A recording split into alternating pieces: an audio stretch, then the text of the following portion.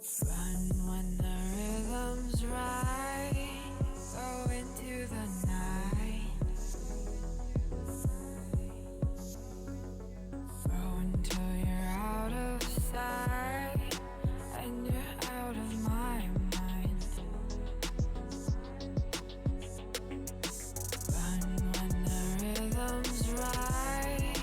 Go into the night. Floating as the river flows, easy as it goes to the ocean. So walk on by, I've got no reason to love you, but I do, I do, I do. So walk on by, I've got no reason to love you, but I do, I do, I do.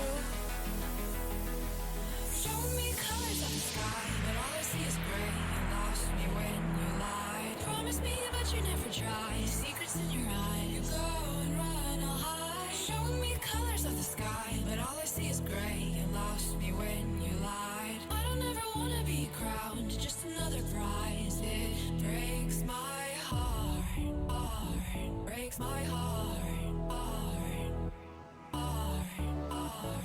Breaks my heart, heart, heart, heart. Breaks my heart, heart, heart. Breaks my heart.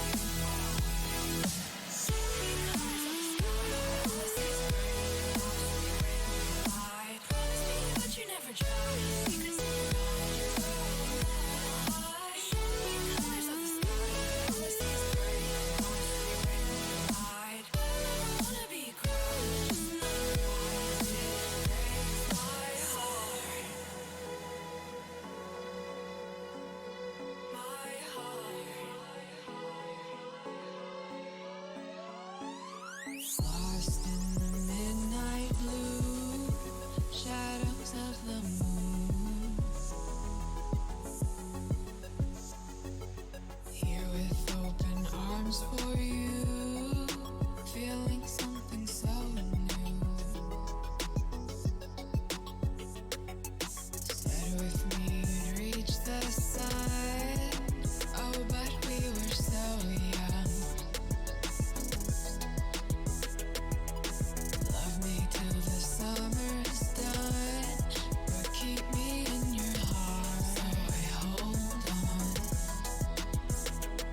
So walk on by, I've got no reason to love you, but I do, I do, I do. So walk on by, I've got no reason to love you, but I do, I do, I do.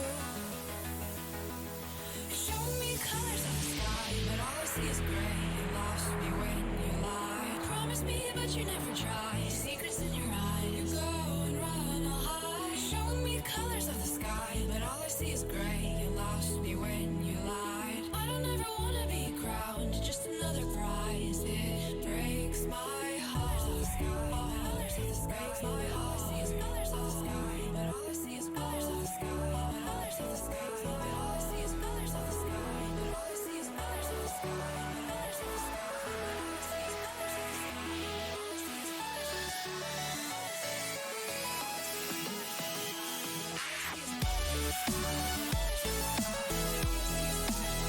All I see is colors of the sky.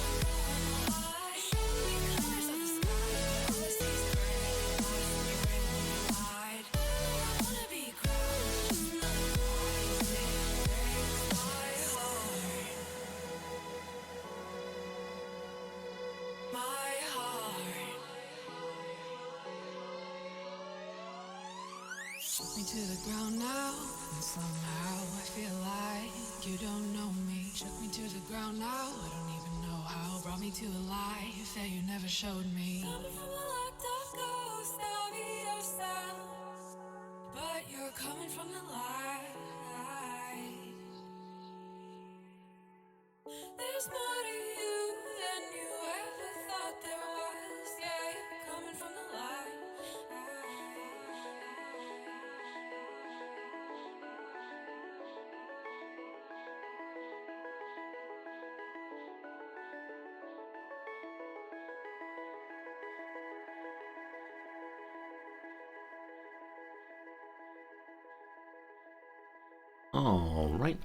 All right. Good morning, good afternoon, good evening, and welcome. My name is Resorty, and to you, one and all, I say hello, friends. Welcome, everybody. Happy Friday here, probably Thursday there, wherever you are in the world. I hope things are going super swell, super well, and I do appreciate you taking some time out of your day to come stop by and say hi to me.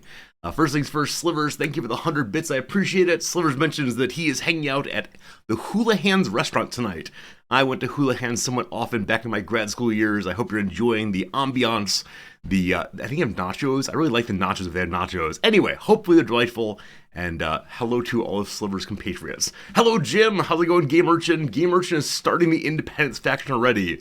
Yes, friends. Today we're doing something a little bit unusual. Namely, we're playing a multiplayer-ish game. I know almost nothing about how it's played, but you will see on the screen here, is that right, here or so, you will see an extension, activity I've introduced onto the stream that will allow you to interact with the game that I am playing. I will play the role of your king, of course, and many of you will get to be dukes and duchesses and other members of the nobility and the playthrough. And I'm really, really excited to see how it works. So it should be fun. It should be a very good time. Thank you to those of you who encouraged us to play this one. I'll talk some a little bit later about my strategy here. But I suspect you're going to win repeatedly. Apparently this game, called King of the Castle, has been suggested to be playable between 4,000 and 4,000 people. 4,000 and 4,000. And I know it has been played by some streamers with tens of thousands of viewers, and I just cannot imagine. However, it has music going, isn't it? Music, please. Alright, there's a little music. It'll get louder, I'm sure. Eventually it'll be the barbarians attacking, and it'll be so many enemies everywhere. What's up, Axix? Kibbs, good to see you, friend. Kibbs, I'm glad you're here sincerely. Lauren, hello. Hello, Delamuka. Hello, Axix. Pepper, hello, friend. How's it going, Amherst? Welcome, Fernanthus. Jim, good to see you. Victor Prosa, welcome. Hudson, PhD, welcome back, Glenn. Welcome back, Glenn. If your name's Glenn, boom, I got that right. Everyone, it's good to see you here today. Today's exam 3 in my classes. It's the final day of the hard part of this semester for the students, and we'll see how this goes. I think a number of them are very, very, very tired and overwhelmed in all their classes, and so I think many of them have said on this exam, if they can get a C, they're fine. And I'm okay with that. I recognize that there's a lot of stuff going on, and I just hope they get through, and yeah. That said, the emails have been coming in already. Coming in saying, Resorty, I scheduled work during class today. Resorty, I'm not feeling so well. It's fine. We'll make it work. It's just... yeah. Hey, Yarotaro, it's very good seeing you. Hello, Ben. Hello, Cyber Oracle. Amrith, you watched Dolphin play this. Awesome. Yeah, I know Dolphin Chemist played it. I did not see his review. I did not see what he had to say about it, but I'm sure it'll be a ton of fun. Exactly, Fernandez. The exam dates have been on the syllabus all the way through, and I've mentioned them in class over and over and over again. I understand illness. These things happen, but the student who scheduled a work shift during my class period, not a big fan of that one. Especially because the exam happens at normal time of any class. And the idea of scheduling work during one's class periods, just a little strange. So we'll see. Hello, Klaus. Usually I have the stream on TV and chat on the laptop with stream pause. You can't use extension while videos pause. I'm sorry, Klaus. Yeah, I don't quite know how the stream extension things work. I know that people who are on mobile phones can't use them at all, or maybe not as effectively. I know some of you have to do things a little bit differently compared to how you used to have to do so to play today. And I hope that Hope it works out. Hopefully figure it out together, because I think it'll be a lot of fun to enjoy a multiplayer game for once. What was I gonna say? Oh, speaking of changes on Twitch, not just the extension thing, I've heard and seen over on the Twitch subreddit that apparently Twitch has changed how this site functions for people who are not logged in. If you are logged in to an account, you can of course see the video like usual and the chat room, etc. But now apparently if you're not logged in, the chat room is completely covered over with some kind of like, maybe you should get an account screen. I'm guessing that Twitch is trying to increase the number of accounts so that on their next investor call they can say, wow, this last quarter we had 1 million new accounts or whatever. But I'm curious to see how that will go. Will people who just enjoy reading chat but not contributing to it log in, make accounts, or will they instead just leave the Twitch environment? Now, I wonder if some of you are in this case right now. You can't see your beloved chat. You're like, oh, why has this changed? But apparently there are certain script blockers you can use to stop that from happening. Yeah, I never quite know why Twitch decides to change what they change, but hopefully it all works out for the best. And those of you who are already chatting, of course, it's good to have you here. What else do I have today? Oh, the other thing I had to mention today before we get started is leave you non-chatters alone. I'm sorry, non-chatters. How dare I even mention it? Yeah, I feel bad for Twitch though. If you can't see chat, or for viewers, you can't see chat. It's sad because surely the chat room is much a part of the stream as I am. You all matter, I promise. That's great. Marmalade, it's good having you here. Other thing to mention though is my wife Noms is actually doing something really, really cool in her class today. She's had this activity planned all semester long. It's a pedagogy method called reacting to the past. Reacting to the past, which apparently is like taking certain historical moments of import and having the students role play their way through it in order to like inhabit the ideas of the class. So today she's doing one called Monumental Consequences. And the basic storyline is some barbarians have come to a French Renaissance city and have taken over the local church and are in there ruining everything. All the treasures of the church, the treasures of the community, all these things. And the townspeople have to decide whether they're going to send the militia in. And some of the people in the town or in the classroom play militia members, where they will almost certainly die in valiant defense of the church, or should they instead blow up the church, destroying all the artifacts and art, but potentially saving their fellows' lives while potentially sacrificing the barbarian lives instead. And so the central question here is like, are there values greater than human life? What's the value of artwork? This kind of thing. And so like one person's the local cheesemaker, one person's the local coffin maker, etc., etc. Music's too loud. Thank you, Pepper, for noticing that. Yeah, new game, new music problems. Let's fix that. But yeah, I think it's a really interesting way of teaching, a really interesting way of trying out ideas. There are some of these reacting to the past workshops that can be done throughout an entire semester. The big one that was first made is the Trial of Socrates. So it's a way of thinking through and learning Platonic thought by inhabiting the role of a Greek thinker or a Greek citizen, etc. And I think that's a lot of fun. I've never taught that myself, but I look forward to hearing how Noms does it, how Noms enjoys it, and I'm sure she'll report in on that tomorrow. What else do I have? Oh yeah, many of you are passing along well wishes for Noms. Thank you very much. And she's not feeling better at all. No, like I said, when she gets ill, she gets sick for a very, very, very long time. And so she's been rotating through different medicines, trying to figure out which one's working for her.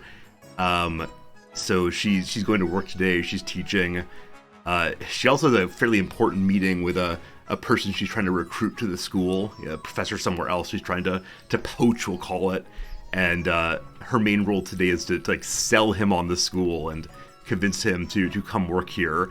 and she'll put her best face on and try her best, but it's hard to be persuasive when you're feeling real bad. That's how it goes. A lot of wishes for Noms. Thank you for that. I'll pass this along. She's a trooper. She does her work, but it is tough. It is tough.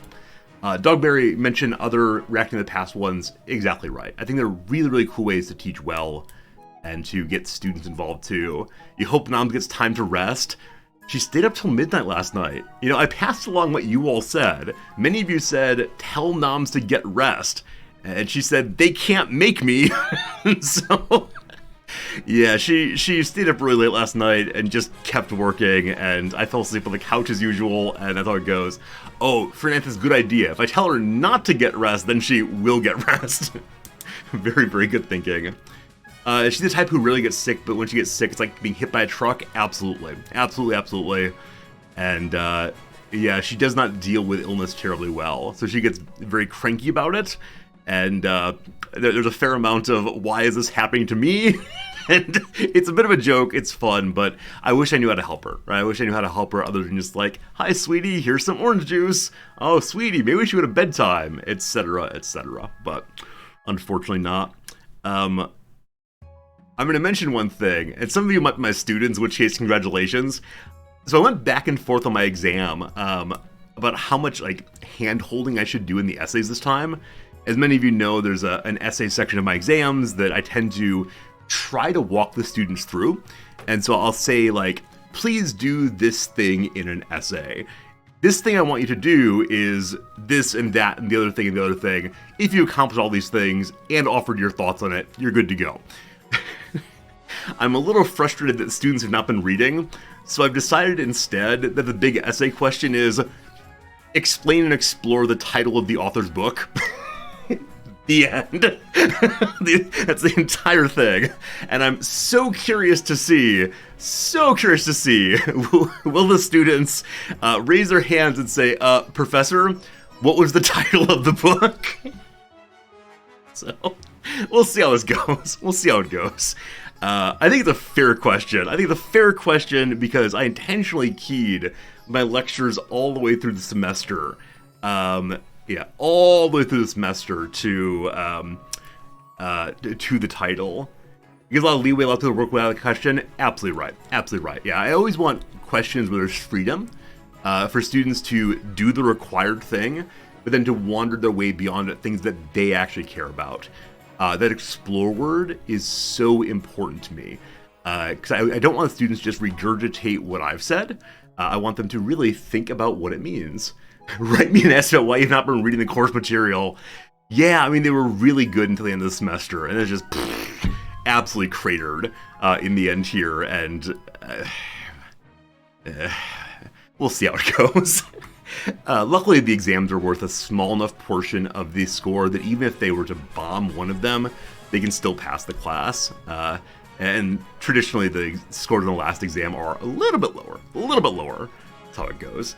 Anyway, that's enough stories for now. Tonight's date night around here, so I'm excited to go have a date with the wife, though we'll probably do takeout, most likely, and come home and maybe even eat dinner in bed. No, Noms does not stand for that. I'm the guy here who's waited before. I'm like, oh, sweetie, let's go eat cookies in bed and do the crossword. And no, bed is for sleeping. It is not for eating, Resorty. Fine. All right. So let's now attempt to learn this new game together. We have about 10 minutes until the commercial break. Let's see if we can get the game figured out, and then we'll pause after about 10 minutes and do our commercials and some crossword. But I'll push this button, and the game should come up then. Yes. All right. So in the corner extension thing, if you see that, do you have to like log in or anything, or is it giving you choices, or what's the experience for year end of things? Because I meant to go and play this game myself as a viewer at some point, and then just totally forgot to do so. Tiny Resorty, am I too tiny today?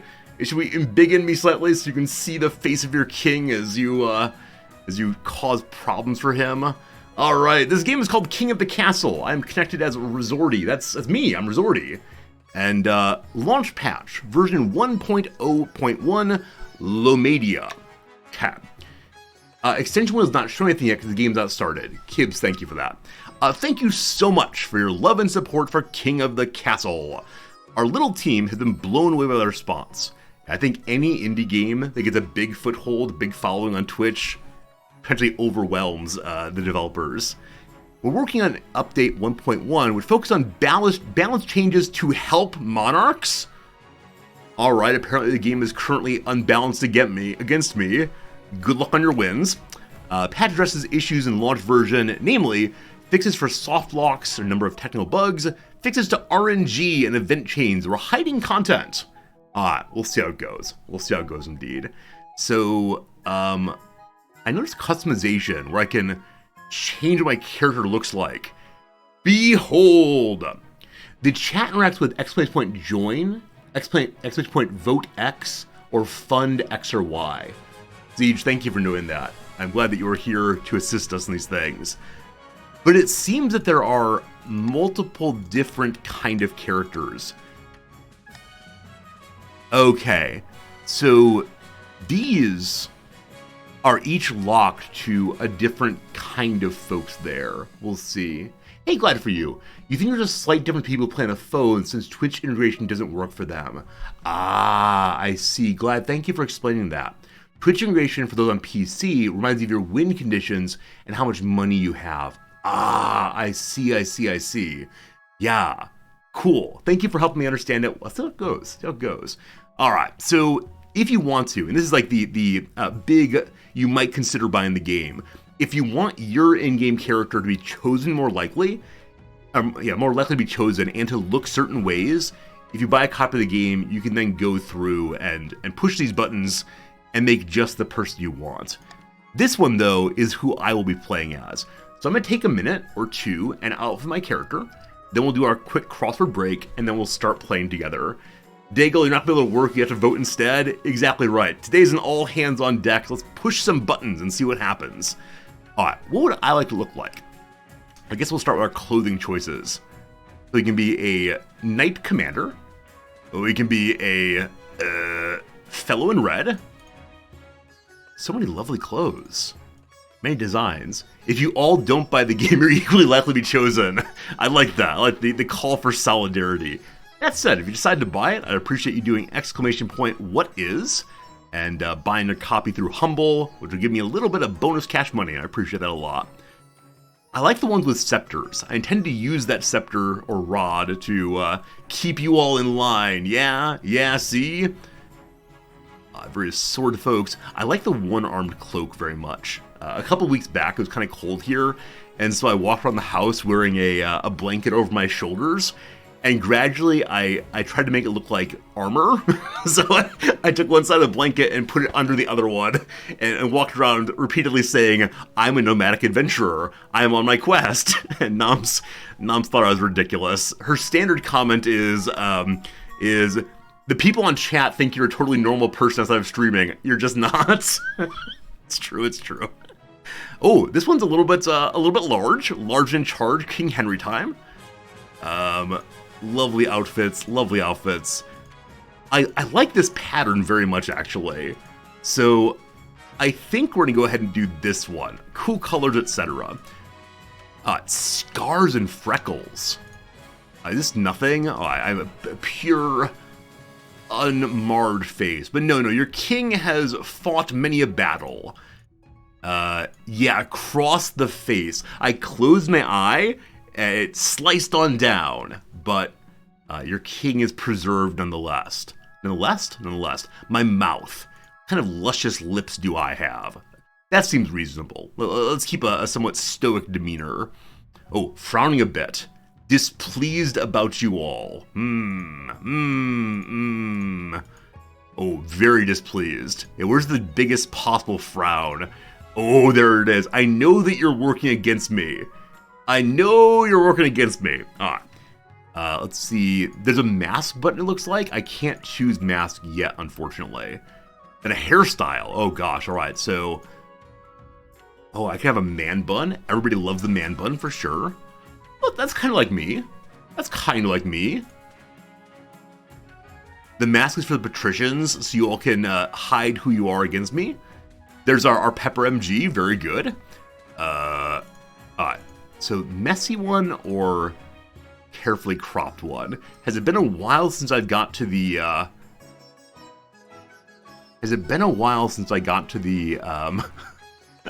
barber shop? I like that one. That seems right to me, very good. Another button I can't click, fine. I think we're gonna be clean shaven, that we can look at the possibilities of beards and such. Oh man, that's a grand mustache. That's looking like Abraham Lincoln. We're going clean shaven, that's fine. On glasses, is there like a giant black glasses? That's the best that we have, afraid. One of you. I lost my eye in war. Oh, that could be good, right? I have the scar and I lost an eye for you, for the preservation of our state. And this is how you repay me.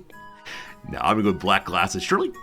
And then the eyebrows. All right, my eyebrows are bushy monstrosities. Maybe not. They're a little lighter in color, though. Fine. And lastly, what are the eyes? Yeah, they're blue. Eyes are blue. And I'd either be like looking down in disdain. How dare you ask me for that? Do you know who I am? I am your king. There we go. That's good. All right. I'm the Pirate King? Gosh, I hope so. Now, can I change the color of my clothing? Okay, I saw there was color modification on some things, but apparently not on clothing. Also, what color is my hair? It's a little lighter, I think. Not that light, though. Fine.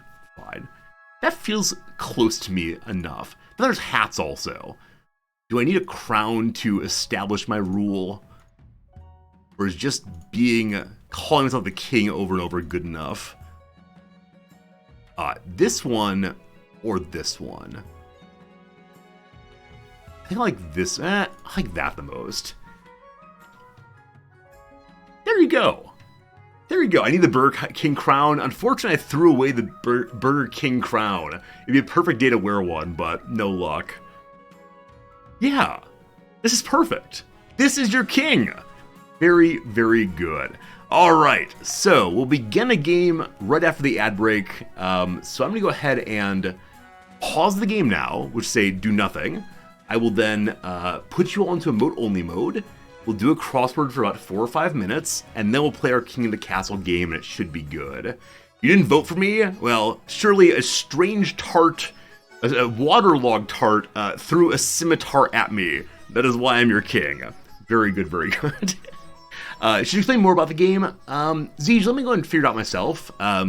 If it's overwhelmingly confusing, then we will try it and get some help. But for right now, welcome to emote-only mode, my friends. Only for a few minutes, and do enjoy the ads, and when they're over, we will play our video game. For now, though, let's begin with a little bit of cross-wording excitement, which I did not load yet, so we'll do that.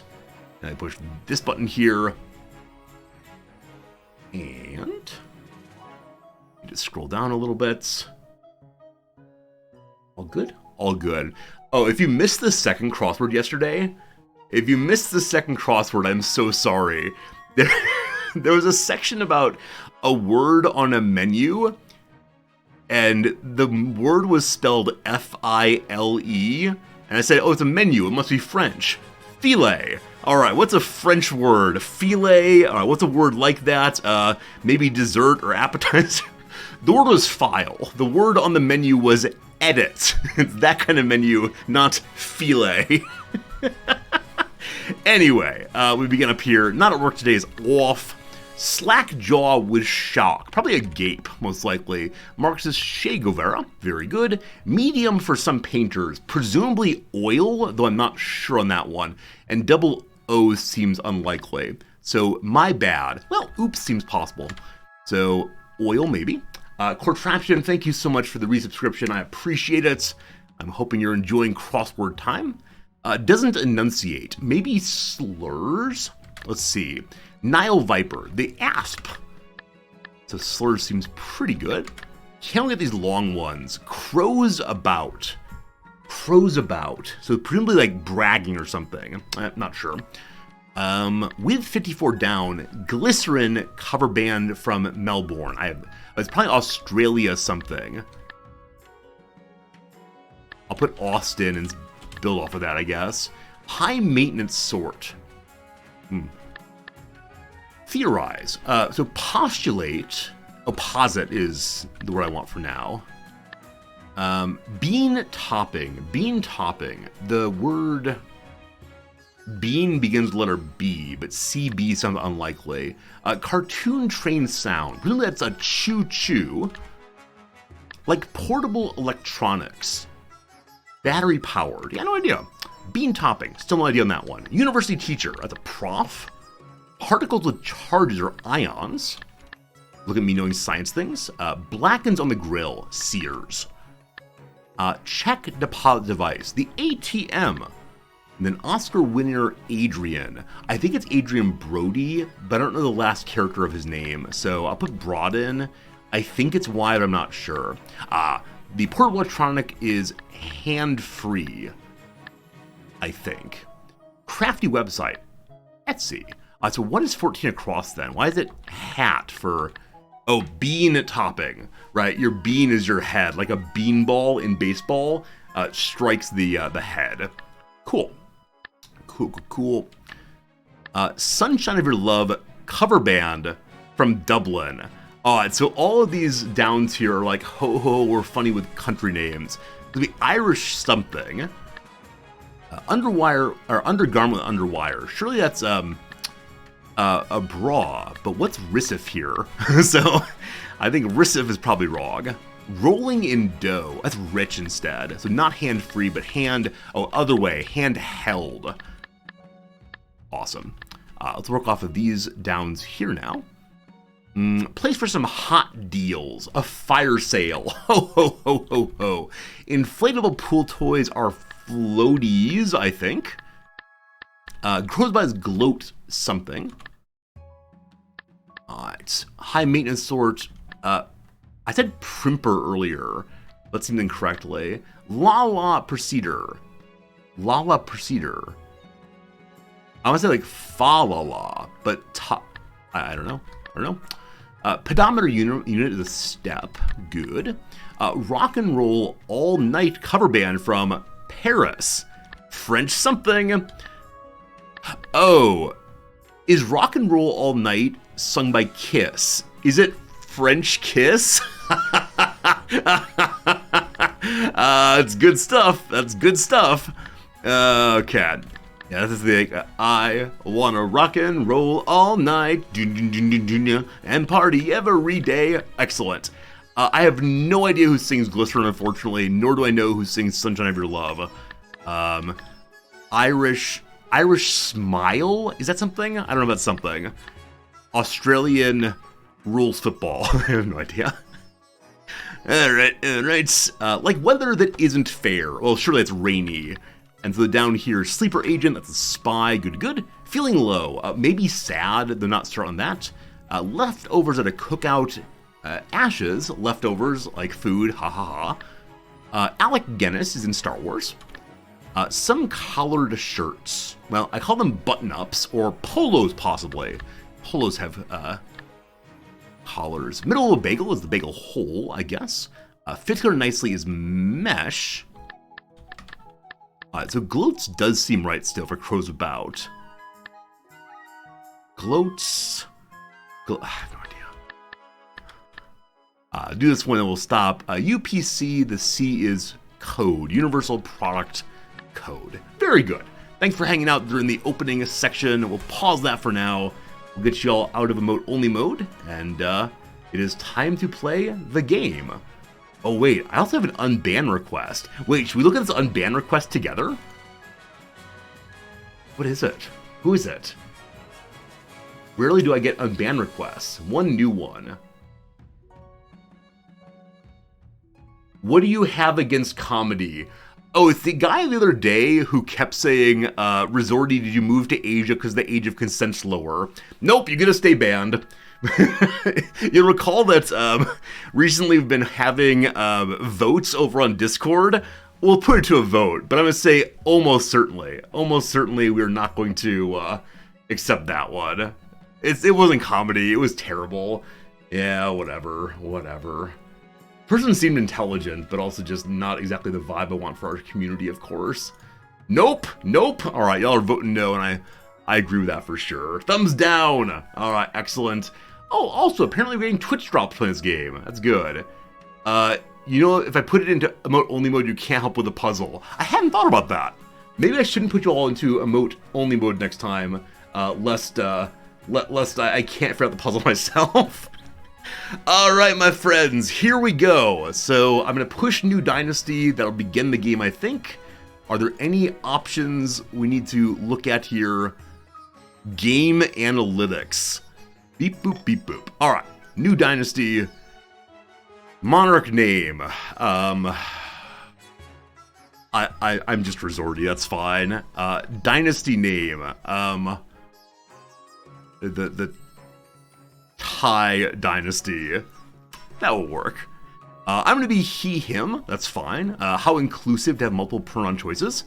I'm a he, him all the way. All right. Shall we play a party game or play on Twitch? So we will be doing play on Twitch, of course, but music is still loud. Really? Okay. Yeah, like I said, the music seems a bit inconsistent in the game, but I'm definitely okay with turning it down once more. Yeah, graphics are totally inclusive also. In which you can like really customize your character. There was no explicit like choose male or choose female. It was instead, here are some body parts, put them together, have fun. Just curious how the party game version works when I have all of my real friends over. Your friends can join the game via internet browser. All they need to do is go to kotc.app and put in the code. So it's similar to the Jackbox games, right? Jackbox games where you're able to have all your buddies draw pictures and such. I don't have people over. Don't worry, Twitch chat, I'm not cheating on you. Or we play on Twitch. Stream on Twitch and your viewers can join the game simply by typing into chat. Players who bought the game will appear in the story more often. Cool. Twitch extension shows players their region, wealth, scheme, and more. Install it by going to this. Already installed. Good to go. Alright, so choose ye 3 regions. I like the color red.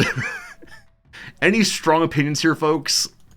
So, the Barons of the March are brash rural lords, famous for belligerence and fondness for hunting. Huzzah!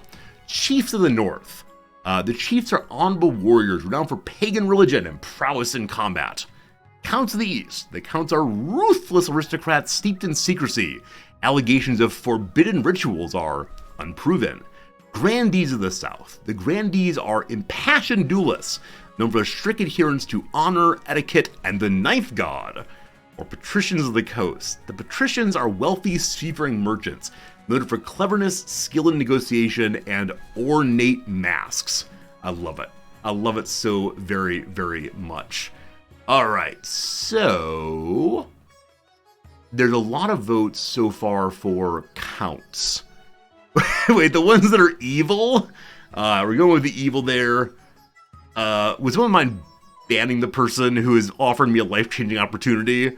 Not that I don't want a life-changing opportunity, but seems unlikely. I'm terribly sorry to say. Alright, also a request for patricians. Wealthy, clever people, your fancy masks. It's unproven evil? I don't know. I think there's some shenanigans happening inside of my my realm. And like I said, I like the red color, so I'm going to go with the Barons of the March. Belligerence, secrecy, and cleverness. Am I going to get stabbed? Are you all going to work together to assassinate your king? All right. Join the game. Your nobles, that'd be all of you, may now join via Twitch chat with the exclamation point join followed by a pronoun, so join she or otherwise. Players can join mid-game, and their wealth and region are saved in continued games. Look at you all! Look at you all popping up there! Now, are you only allowed to choose the he's, the she's, the theys, etc.? Or is there instead anything you want to? Like, can I do join Zeezer? Looks like he, they, etc. Look at you all! Look at you all go! As of right now, there are 15 in each group. Just the 3? Alright, cool. So I guess you don't get to pick what kind of person you want to be, but I'll give another 15 seconds or so to make sure everybody gets in. Again, exclamation point, join, a space, and your preferred pronouns so that I can call you correctly. Looks like each of you have been given your own insignia, your own little shield there. I don't know if you can choose your own kind or if instead they're automatically given out to you. But I have no shield. What kind of king am I? Another 5 seconds. 4, 3, 2, 1. Good luck. Good luck. Good luck. I think you can still join if you want to. If it doesn't recognize the pronoun, it gives they instead. Cool. Oh, you can join at any point. Awesome. King of the Castle Primer.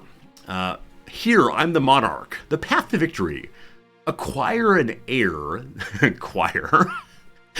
Go to the baby store and buy a baby. Then complete your ambition to win. Your first reign will likely end in disaster. Heavy is the head that wears the crown. Monarch schemes. Keep an eye on the region's schemes. If they all pass their stages, they'll win the game. So don't let people pass all their stages. Defiance. Be careful of the region's defiance stat. If it gets too high, the regions may rebel against you. Great. All right, so victory for you all is, okay, to win, pass all 3 stages of the scheme. Each stage requires you to get stats to a certain level, which are affected in the votes. Okay, so you're gonna get some schemes. I'm guessing I don't get to know what the schemes are, but I will try very hard to keep them limited, perhaps. Nobles voting. How you vote is up to you. For the schemes, to stop other schemes, or for the good of the kingdom. Okay, so are people in chat not only working against me, but also working against one another? So is the green team challenging the purple team simultaneously? Or will I expect that you all unite to stop me? Okay, cool. I like that a lot. I was worried it would just be a you all versus me, but instead it's you all, etc., etc. Might I recommend suggesting that all chatters change chat name colors to match your alliance? You do you. I'm used to everyone's chat color being what it is, but if you're interested in changing your chat color, you're welcome to do that. Oh man. All right, lastly, the rebellions. If your defiance stat is high enough, you can rebel. This pauses schemes and is risky, especially if you have low military. Oh goodness. All right, so I need to keep an eye on limiting stages of schemes. It's plural, so probably more than one scheme must get done. Also to limit defiance. There must be some number that if you get past, you can rebel. Also, I need to keep high military, perhaps. All right, here we go. Each season, I'll get 3 events to play. Click on one of them to get started. I think they're here. I'll look at it in a second. First of all, though, it is the spring of 948. I'm King Resorty. I have authoritative 5. On mousing over it tells me nothing. Here in the treasury, I got $3,000 dues and 5 stability. Here are your realms. So each of the realms have different starting traits. The patricians have the highest trade. The counts have the highest farming. The military strength is the barons. I don't seem to have a military right now. So I guess you all are my military. Please stay loyal. The most faithful are the barons, and you all have 1 point in defiance. All right. We can also see the noble list. There you all are, looking good. All right, so I have these 3 choices here. The path to victory, the coronation, or the council introduction. Well, first things first, someone get me the Pope. It's time to put a crown on my head. This is your monarch, the streamer's character. They'll appear in most stories, but not all of them. Your Majesty, I've scheduled your coronation to take place in a week's time. I could say, shouldn't I be giving the orders, or why hurry? I'm going to assert my authority immediately. Aren't I in charge here? Of course, Your Majesty, but to delay any longer would make the nobles restless. And when nobles get restless, they take their daggers and look for the nearest back. Wait, are you booing me, Delamuka? How dare you? How dare you? I'm your king. I want to hear cheering when my throne is ascended. Very well, what must I do? We don't want that, or they wouldn't dare. I'm going to trust my chancellor. What ought I to do? As is tradition, the council decides what happens at the coronation. What? What? Alright, let's get it over. Shall we call the nobles in? I believe this might be the part where some of you are selected as my council. And you'll be loyal, right? I can trust you. It's you and me against the world. Oh boy. Choices and stats. Certain choices will change stats. Some choices that do so will indicate the change here, but not all of them. Alright, time for voting apparently. These are upcoming choices your nobles, that's all of you, will vote on. Each of these change stats in some way. The monarch can change how a vote is run with a law. Here comes absolute tribal authority. You may use one law per vote. Try using the veto on one option you dislike. When the vote opens, nobles vote using the command !vote followed by a choice letter, A, B, C, etc.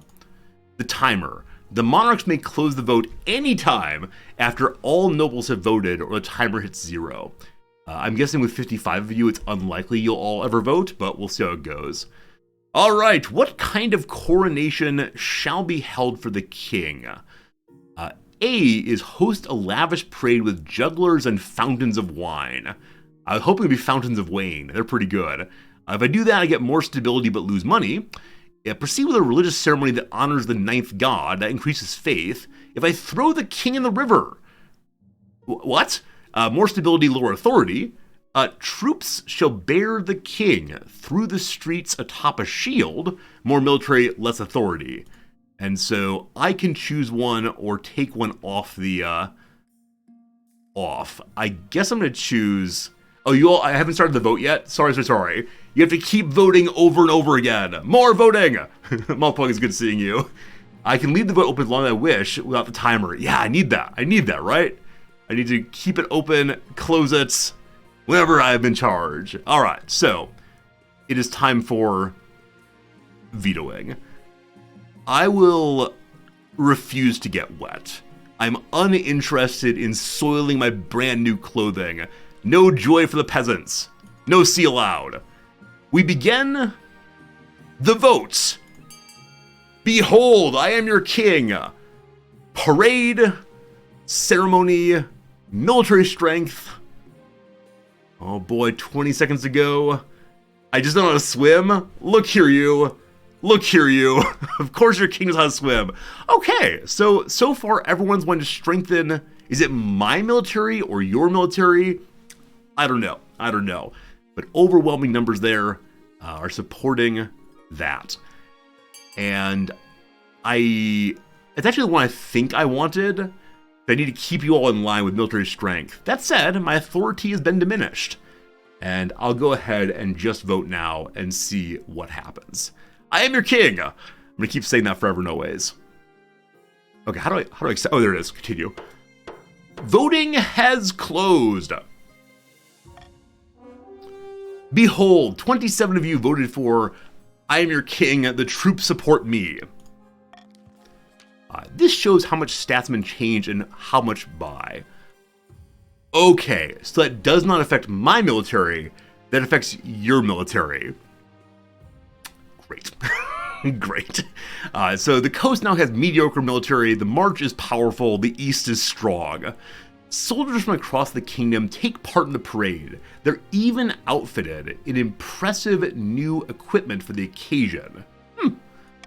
As you climb on the shield and hold the sword aloft, you realize this is not going to be easy. Your arm quickly starts to hurt. Your soldiers stagger and groan under the weight. Sure enough, one of the shield bearers tripped on a loose cobblestone and drops me face first in the puddle. You all wanted me to go for a swim. Here I am going for a swim. In full view of half the city. At least the only thing hurt is my pride. Good. Thanks, folks. Thanks. There's a way to see which region you're in. I can pull it up. I probably shouldn't do it for everybody, but I will look for you, Gamergen, because you're a hero. You're in the red team. You're the Baron. So I see that I can also see how much money each of you have. When I start raising taxes, I'm coming for you, Hudson. Coming for you all. Number 2 then, the path to victory or the game introduction. Or council introduction. Let's do council introduction next. Now that you're king, your first duty is to meet with the Council of Nobles. Your nobles hail from all across the kingdom. The desolate east, the wealthy coast, and of course the bleak march. Alright, so we'll start at the top. Not preferential at all, just top to bottom. Here you go. Count of the East, I am your king. Premium Nobles. This is a player who's bought King of the Castle. They can set their own customizations, get access to special outfits, and appear more often in storylines. This is Count Jorfornis. Hello to you, Jorfornis. What a lovely outfit you have. Why are you carrying a skull? Why are you carrying a skull? How dare you? Are you Hamlet? Are you putting on a show of Hamlet for me? An honor to finally make your acquaintance, your majesty. May you escape the doom that befell your predecessor. That's the prior king? Oh no, oh no. A meditation upon death. Hello to you, Jorfornis. Next up, the patricians of the coast. Come forward, traitors. This is going to be Hudson, PhD. I knew I was coming for you. A pleasure, your serene highness. I hope to see our kingdom prosper and grow wealthy under your reign. Very good. And lastly, we have the Barons of the March. This one here is Hallucinogen. Okay. Hallucinogen Sparsa. Hope that's close. Hail and well met, my liege. Under your leadership, we'll whip this kingdom into shape. Alright, welcome to you 3 on my council. Surely you will serve and advise me well, and not cause problems.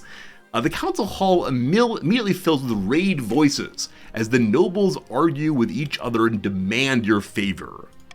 You sigh and sit back. Is this what the council's like? No wonder your father told you to avoid the throne at all costs. Alright, so 3 of you have been selected as the council.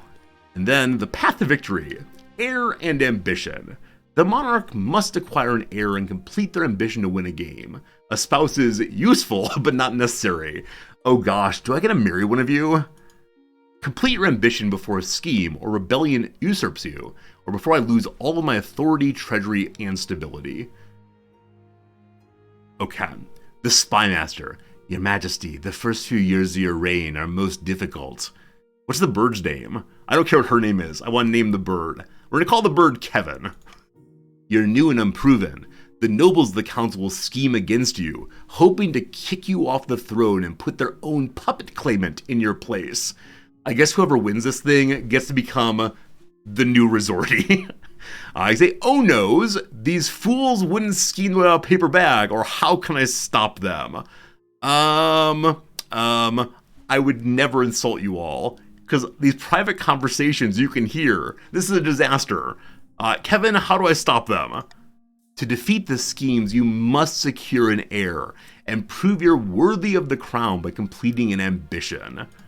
My question is this, when you die, how do you hope the king will remember you? Just and fair, just and fair. I can be a conqueror, a peacekeeper, the greatest king ever lived, father of the nation, a new golden age, or as a saint. I'll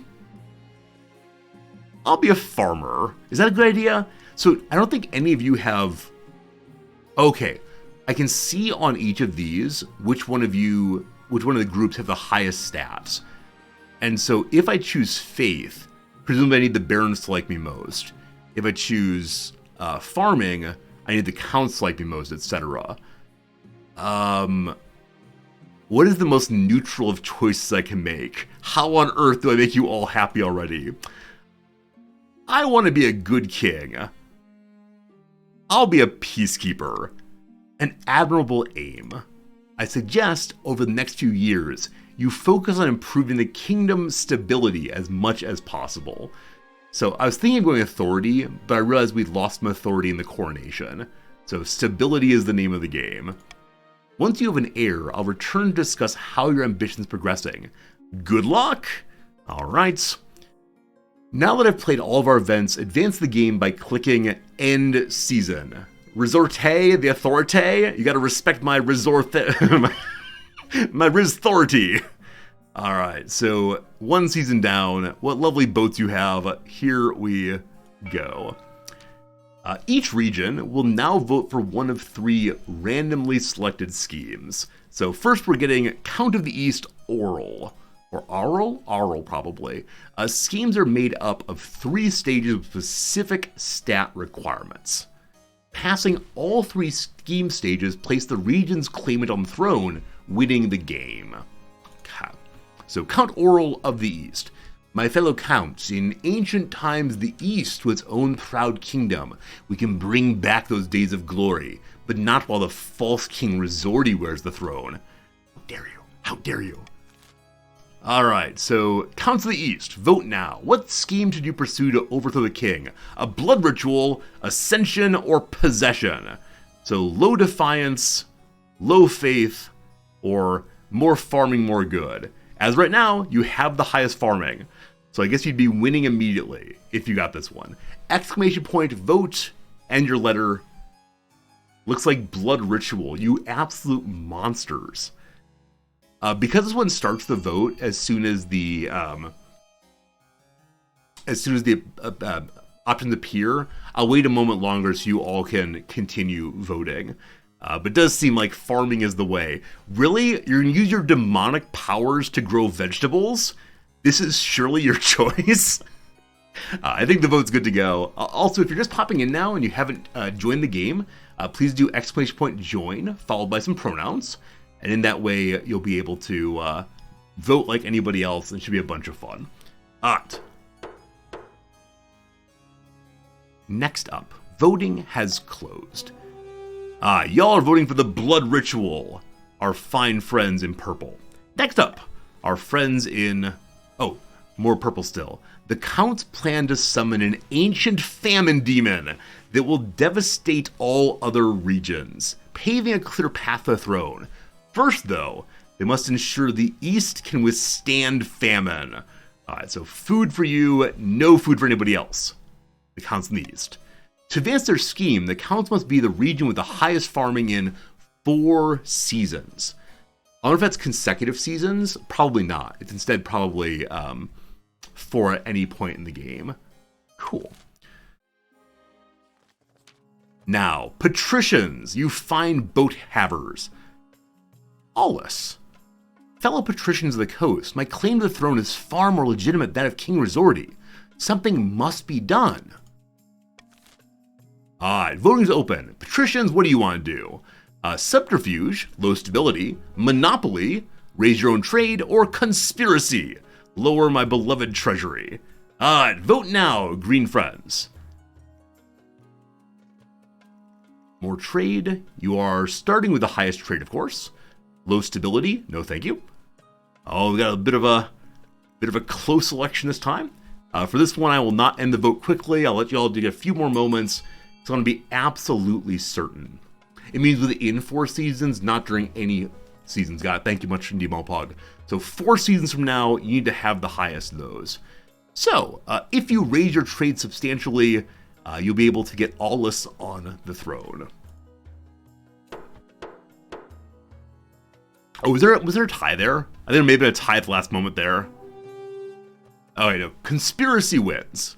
Lower my treasury. Duh. Duh. The patricians plan to sink the king under an ocean of debt. Ocean. To advance their scheme, the patricians must lower the treasury to 1,500 or less in 2 seasons. You better find some way to destroy my money. So I must keep all my money and have an heir. So I can't spend money on hiring women of negotiable virtue. Okay, I can see here there's a green pip under my money. So your goal is to lower my money. And then you see the purple here indicating farming is the goal for the purple folks. Finally, this is Vland. When have the barons of the march backed down from a fight? Never! I know you'll do what it takes to put me, your rightful monarch, on the throne. Blonde. Alright, you need a doppelganger, lowest defiance, intimidation, other people's defiance go up, or propaganda, lower my stability. Red folks, please vote now and decide who you want to be when you grow up. A fake king, intimidating fellow, or propagandize one and all. Oh, quite split. This is the second time in a row that a group has not been unified all the way through. And again, I'll give a few extra seconds so y'all can vote. And are people allowed to change their votes? Are you leaving it to chance? Is the battlefield a place of luck entirely? All right, looks like by one vote, you might be fighting not with your blades, but instead with your words. The Barons of the March are propagandists. So I need to keep my treasury and stability high against this. Because Twitch chat, all votes are tied. Yeah, that's how it goes, You're unanimous in your lack of unanimity. Good to good.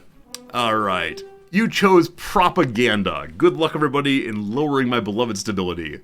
The Barons plan to persuade the population that only a charismatic general can protect them. First, the common folk must be afraid. Alright, zeroing the strongman route. To advance their scheme, the Barons must lower stability to 4 or less in 3 seasons. 4 or less, so 4 inclusive. If you get down by 1 point, then I've got some problems. Only 1 point, wow. Alright, here are the schemes and their claimants. Uland, Oral, and Aulus, very similar names there. When I have an error, they'd also appear on this page. If the reign ends abruptly, the nobles will vote for the next monarch.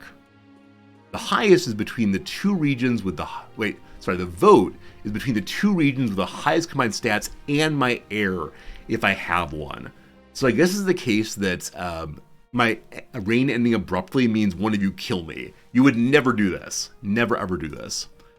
Alright, these upstarts are saying they have a right to the throne. No doubt the nobles are already scheming to crown their region's preferred claimant. So Uland, you're a bastard offshoot, Oral is questionable claimants, and Aulus says they are my long-lost nephew. So lower stability, highest farming, and conspiracy. So as of right now, I think I'm best friends with the Counts of the East, because they're the only ones not working against me. They're working against the other folks instead.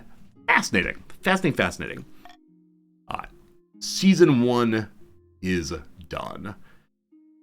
We have an invitation in the east, an honor guard at home, or some piratical conduct down to the south.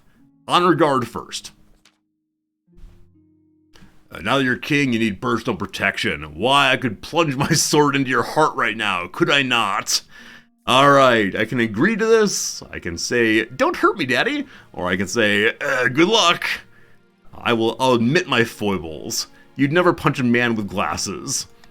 You need an honor guard to keep you safe from danger, Your Majesty. Unfortunately, this is a political decision.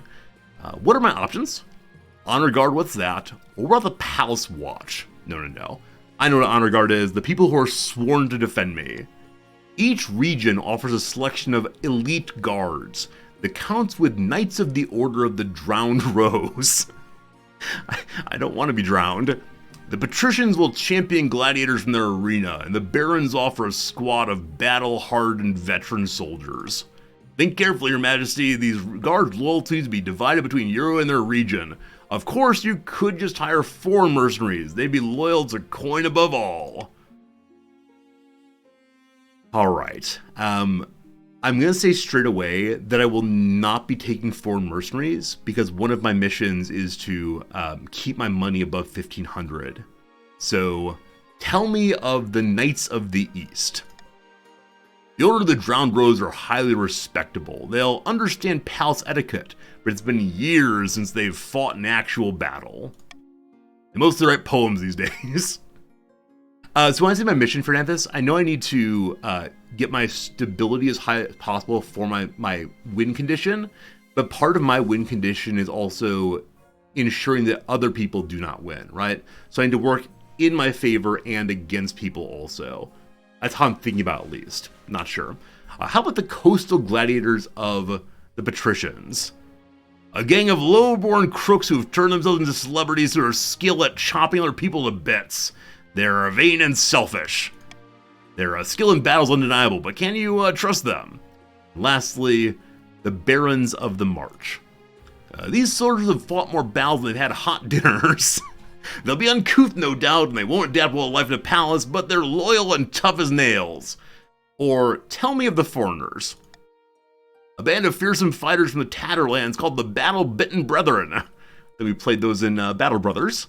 They specialize in bodyguard work, but they're costly. And hiring foreigners is an insult to literally everybody else. Alright. So, there's a shift in defiance. It goes both down and up based on each of them. If I hire the foreigners, it insults all of you.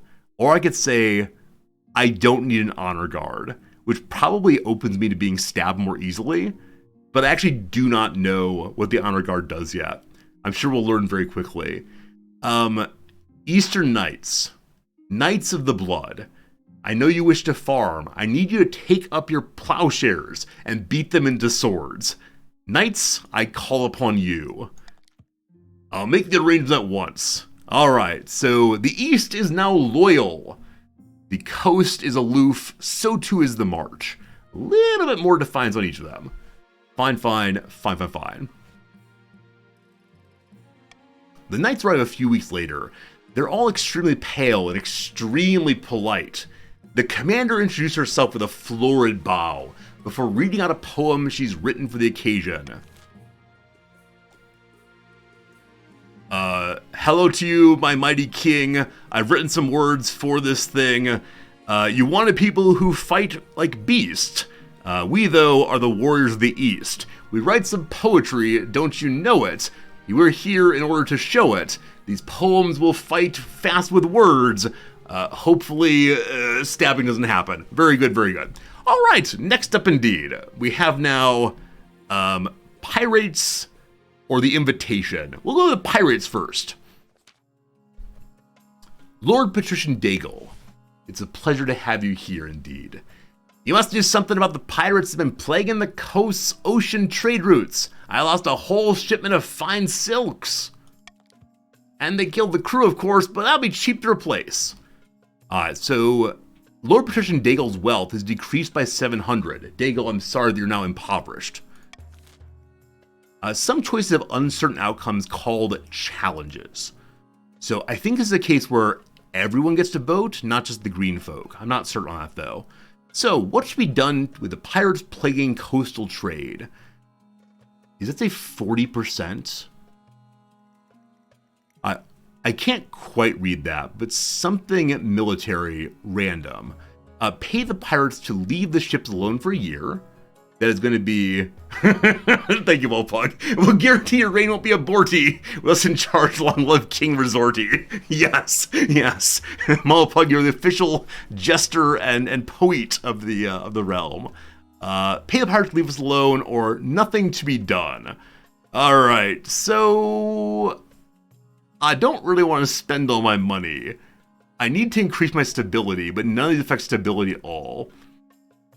If I take this one, everybody becomes a little bit more defiant. Trade goes down. And I lose a little bit of money. Alright. I'm going to say we're not paying off the pirates. Not paying off pirates, sorry to say. Past that, though, choose your own adventure, friends. Are we ordering the Navy out, or we shall do nothing? Please, exclamation point, vote now. You all, the fine nobles, get to select. I'm handing a win to the counts. I don't mean to be doing so. Maybe up in the invitation, it'll be a way for you to burn their field for sure. If you enact a law like a veto goes on cooldown, you can't reuse it on the next vote. Molpug, thank you. I had no idea. We've learned an important lesson. Alright, looking pretty close. No unanimity everywhere. You all are just voting in every possible direction. Looks like we're doing nothing. I'm sorry, merchants. You're coastly plundered. This is not a problem for your king. Voting has closed. toot toot, we do nothing. Sorry, team. Sorry, team. The patricians scowl behind their masks and retreat to their opium dens, where they no doubt wonder why they even have a king in the first place. Some of y'all lost some money. Trade has gone down from 7 to 5, and the coast is now 5 dismay. Wow. Wow.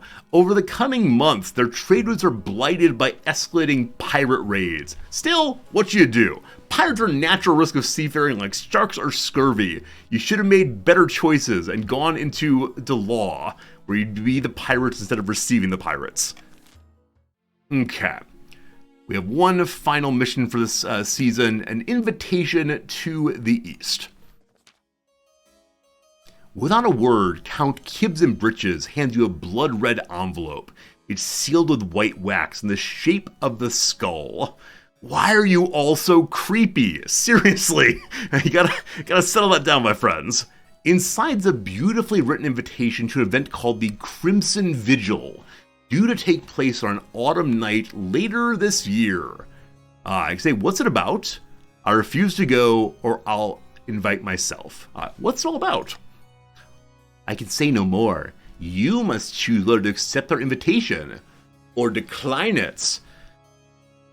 Alright, if I don't go, defiance goes up a little bit. As of right now, these are my loyalists, so a little defiance wouldn't be the worst thing in the world. But I'm so curious what it is. You know what? Because of curiosity, your king will come. Don't you dare stab me.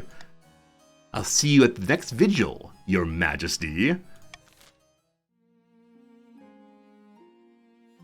Alright, we don't immediately find out what that does. So, we'll see. My friends, we go on to the next season. If you're just stopping in, go ahead and join the game by typing an !join, followed by a pronoun you'd like me to use for you. And you'll be able to vote and play along and challenge your king. Next up, we have some buildings. Nobles can use their wealth to bid on any building in the region, each of which affects a stat. I think I'm blocking part of the screen we need here. Okay, let me move over here and ensmall myself slightly. Actually, maybe over here is better. Small myself a tiny little bit. I hope that works better for y'all. All right, and then buildings. This is done through an auction, where only the 2 most funded buildings are chosen. When the auction's open, nobles can fund with the following command: !fund AX. So you choose one with A, B, C, etc., and then how much money do you want to spend? Right now you can see that the richest people all have $1,000 dues. When ready, hit the start auction to begin the auction. Alright, my friends, so y'all can vote for prison or a stadium, an aqueduct or a library, or a deer park or an observatory. A, B, C, D, E, F. I'm guessing it's the case that reds vote here, purple's here, green's here. That'll be good. So, I will not insist anything. I'll start the auction and let you decide what to do. Good luck, Aaron. Oh, anyone can vote for anything. Oh, okay. Sorry. Anyone can vote for anything on this. I gave you a bad rule for sure. So, does it mean that if A were to win, then the Barons would get this instead? Yeah, I may have given the incorrect word there for you all. Increase my stability, please. Counselor buddies. As of right now, the prison's winning. Lowering my stability? Lowering my stability? No, we don't allow that. You must stop the stability lowering. Also, while the vote's happening, I'm going to go ahead and flip my camera, because I recognize that I'm facing the wrong direction now. Important stuff to be facing the right direction always. Transform camera. We're going to flip this one horizontally. Glorious. All better, all better. Alright, looks like... Oh my goodness. So I think the Barons just need to lower stability by 1. So is that the end of the second month, I think? Time's up, and I think there's no way we're going to change that vote. So there you go, team. Biggest contributor, Gellius, Phoenicius. The Counts get their aqueduct also, increasing their farming again. So I think the Barons, yes, the Barons now have their condition. and the farmers have theirs also. So good job to you both. Congratulations. Here comes a rebellion. One or more regions are able to rebel, as their defiance stat is higher than both authority and stability. We've learned an important lesson just now. Very good, very good, very good. So, I needed to keep stability or authority higher than defiance. We're learning important lessons. This first time through is a bit of a disaster, that's fine though. Alright. If rebels get more victory points than loyalists, they will win the game. If loyalists get more victory points than rebels, they'll put down the rebellion and continue the game. If multiple regions rebel and win, a vote between the two rebelling regions with the highest stats will determine the successor. Barons, I'm on to you. You're the ones who lowered my beloved stability and made it possible for them to rise up against them. Oh, boo! Important. Rebelling regions also have their schemes paused. Regions with a high military stat, that's the barons, are more likely to overthrow the monarch with a rebellion. If stability, authority, or treasury hit 0, rebels will win the civil war. Alright, so, defiance is too high and one or more regions consider rebellion, rebelling will stop regions, etc. And I don't know if y'all can vote for rebellion or if it goes on its own. We'll see, we'll see. So patricians are on the verge of rebellion.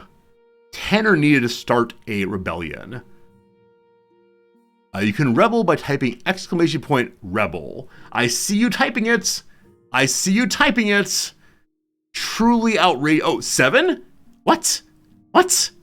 No, what are you doing? What's wrong with you all? Alright, so apparently rebellion will happen next season. Unless I lower your defiance or raise my stability.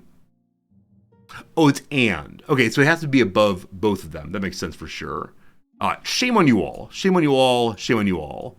So we can go see the Crimson Vigil. We can find a spouse, or we can do something here I can't read. We'll begin with finding my spouse. Hello, friends. I'm looking for a lovely suitor. In the twisty passage of your castle, you can avoid your advisors, but the nobles and even the spy master. But there's one person who I cannot avoid. Your mother. Why haven't you found a spouse yet? It's been almost a year. I've been busy. Is it urgent? But mother, I don't want to get married. I want to sing. All right, I've been busy, Mom. I'm trying to get my promotion at work. You better find the time. Don't worry. I'll take the liberty of finding eligible candidates. What's your preference? Men? Women? Or do you not mind? I don't mean to be normative about these things, but I need an error. So, regardless of preferences, we're going with women. Excellent. I'll send out messengers to the most influential noble families in the kingdom. Let's see what they have to offer. Maybe next season we'll get married. That's good. Let's go do the hidden green one now. The Pirate Queen. Courtfraption, do you want to get married? All right, your esteemed highness. Our pirates are more aggressive than ever. They follow a pirate queen who calls herself the Bloody Gull. Okay, you're not the Pirate Queen. You're here to tell me about the Pirate Queen. She's established a stronghold in a tiny speck of land called Spiderheart Isle. According to our spies, she's growing every day in power and in wealth. So earlier we did not stop the pirates, and now it seems there's one who is risen up as a queen. What are we to do? Only half our trade vessels are able to reach their destinations. Alright, it is time for a vote. Apparently I can veto or mark one of my preferred. And I'm guessing it's within one season you can't do both of them. I need to lower their defiance or raise my stability. Thus far, we've not seen a place to raise stability at all.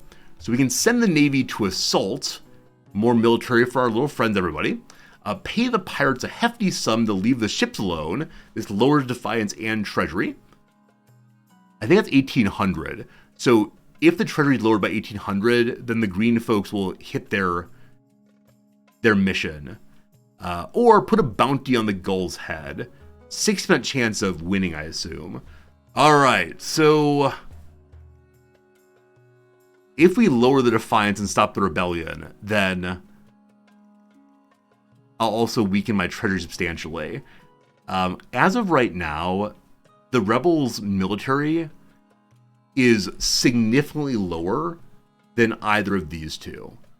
So I think my royal guards and the proud warrior baron will fight off the rebellion.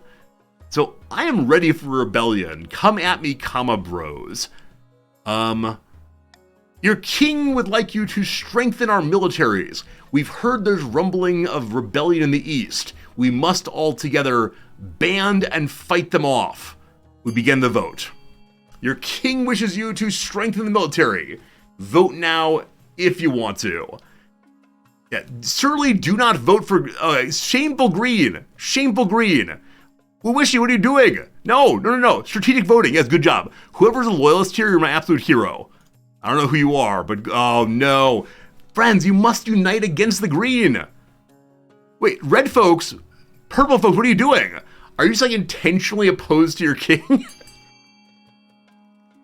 Well, that's unfortunate. Wait a moment longer. I would appreciate you all thinking seriously. Strengthen that military. It's close. There must be one more loyalist out there. One person who wants so desperately to draw the favor of the king. If you vote A and are not subscribed yet, I will give you a gift subscription. You're a king and a generous fellow. Oh, you did. Who was that? Vote A. All right, it's you. Thank you. Gift sub. Very good. Excellent. Hang tight. Glorious. All right. Nice spinal. Thank you for the votes. I appreciate it. Your king is grateful this day. Voting is closed. All right. Send the Navy to assault her stronghold. Well done. The pirate fleet is many times larger than expected, and they've got their hands on a new invention out of the Republic of Kurth, something called a cannon. It's the military challenge failed. I don't know what kind of chance we had of succeeding. I've made a slight mistake here. The coast military is now pathetic. You rebels and your one military strength. Well done. Also, the coast lost some trade. Also, my authority's gone down by 2. Oh no. So we got some problems everywhere. That's what we're seeing there. Oh, we had a 30% chance of success? I definitely didn't see that. Well, mistakes made. Just a few of these cannons are enough to even the odds. Your navy is scattered, and a dozen of the finest warships are sunk without a trace. In the battle's wake, it's clear the bloody Goal is the true ruler of the Ghost Sea. She'll be taking a terrible toll on the roots for years to come. Oh boy. So does the rebellion happen now? Or is it going to be a case that the pirates have beaten the dickens out of you all? Alright, so the rebellion has been fully established. It is still coming next season. I'm now going to visit the east and see what happens with the Crimson Vigil. The Crimson Vigil takes place in the bleak castle atop the eastern hill. My journey takes weeks, and my baggage train keeps getting stuck in bogs. Guests at the Crimson Vigil compete on who can dress the most ghoulish and frightening costume. What did I dress as? Alright, so I could be a demon, cloven hooves and red skin, a ghost in tattered clothing draped with clanking chains, a dragon with gem-studded wings and a golden tail, or I am your king. The authority and violence of the state is terrifying enough. If I pick the 750, we're halfway to giving the green people their goals. As of right now, the green people have been embarrassed pretty badly. Patricians, I'm hoping that winning this will give me authority and stability. So I will spend my cash money to impress the blood ritual. Goodbye cash. The wings get stuck in the castle doorway and you keep tripping over the tail, but the counts are in awe at such a display of ostentatious wealth. So we lowered our money, but our authority's up a little bit. Still no stability improvement, unfortunately. As I'm assessing my appearance, Count Kibs in Breeches sweeps in, dressed as a living corpse. Welcome, welcome. Your costume's extraordinary, Your Highness. Truly, it puts the rest of us to shame. Please remember to stay in the upper levels. The dungeons are out of bounds. In the ballroom, I found the counts all gathered, all dressed up as frightful monsters, wolfmen, pumpkin heads, witches. A waiter glides past, holding a tray of sandwiches. A pianist plays a mournful tune. The Crimson Vigil begins at midnight. What role will you take? A mourner? Or are you willing to betray a hound of the betrayer? Tell me more. Surely you're familiar with our customs, Your Majesty. If you're unsure, you should stick to being a mourner. Why am I not more prestigious? Why am I not King of the Dead? The most prestigious role is the King in Exile. But that's usually reserved only for counts of attending the vigils for many years. I wonder how difficult it could possibly be. Now, if I'm King in Exile, I'm guessing I'll get more authority. But I'm guessing I'll make a fool of myself and lose stability. So, I'll play a mourner this time. Your ceremonial role is to stand among the other mourners and wait for the hounds to catch the King in Exile. After that, follow what the other mourners do. Good luck! The counts gather. After Count Kibs in Breeches delivers a short speech about remembering the old ways, a flaming crown is placed upon his head. Kibs, you are the King in Exile, I believe. I will be playing the King in Exile this evening. The hounds of the betrayer will try to catch me, but fear not. I'm as swift as a falling star and old as the hills. I'm a mourner.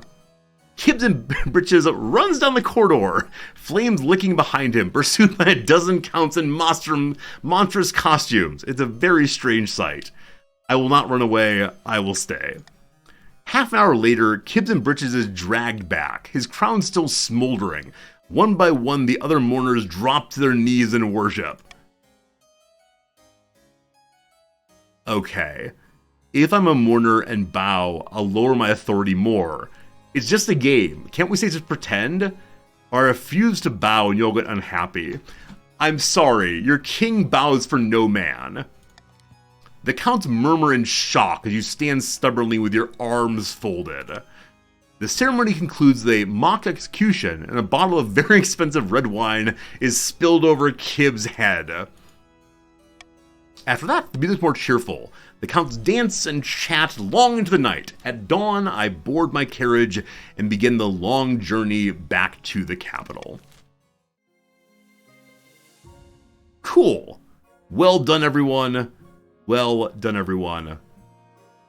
At the end of this season, we've weakened the military of the patricians, we've raised some defiance there, spent a little bit of money, and I got some concerns, but we'll see how it goes. In a dingy seaside tavern, two patricians of the coast meet to plot their latest scheme. The treasury's not empty. The king won't be tempted by our loan offers, says Delamuka. Maybe we could arrange some kind of heist, says Fernanthus, always working against us. Don't get ahead of yourself, Lord Patrician. The coup will have to be conducted entirely within the bounds of the law. We have our principles, after all. The patrician's aim is to lower the treasury to 1,500 or less. Time for taxation. But first, friends, we're going to take a very brief break. 30 seconds until an ad break here. During the ad breaks on this channel, I'm going to play a little bit of crossword. You're welcome to hang out for that. And then in 3 minutes time, we'll be back to this game right here. So I'm going to put you into emote-only mode for the next 3 minutes and see if we can knock out a crossword while we're gone. Thank you all for being here, seeing a lot of new faces. I hope you're enjoying playing this game. It's my first time ever trying it, and so I'm learning it as we're learning it. Very good, very good, very good. Here comes the crossword. Here comes the crossword. There we go. About halfway through it. Let's see if we can finish the rest of it here. And this game has captured my mouse. I can't see my mouse. There it is. Very good. All right. We have here Lowrider cover band from Seoul. So Lowrider is all my friends. Drive a low rider. I know what it's called though, but it's Korea something. No idea. Uninspired. Plain, boring, banal. I don't know. Let's work on the down and see what happens. Por favor, presumably. That's very good. Sheep related. Is that ovine? I think sheep related might be ovine. So crows about is probably gloats over. Ah, high maintenance sort. Like the patricians, a bunch of prima donnas. Good.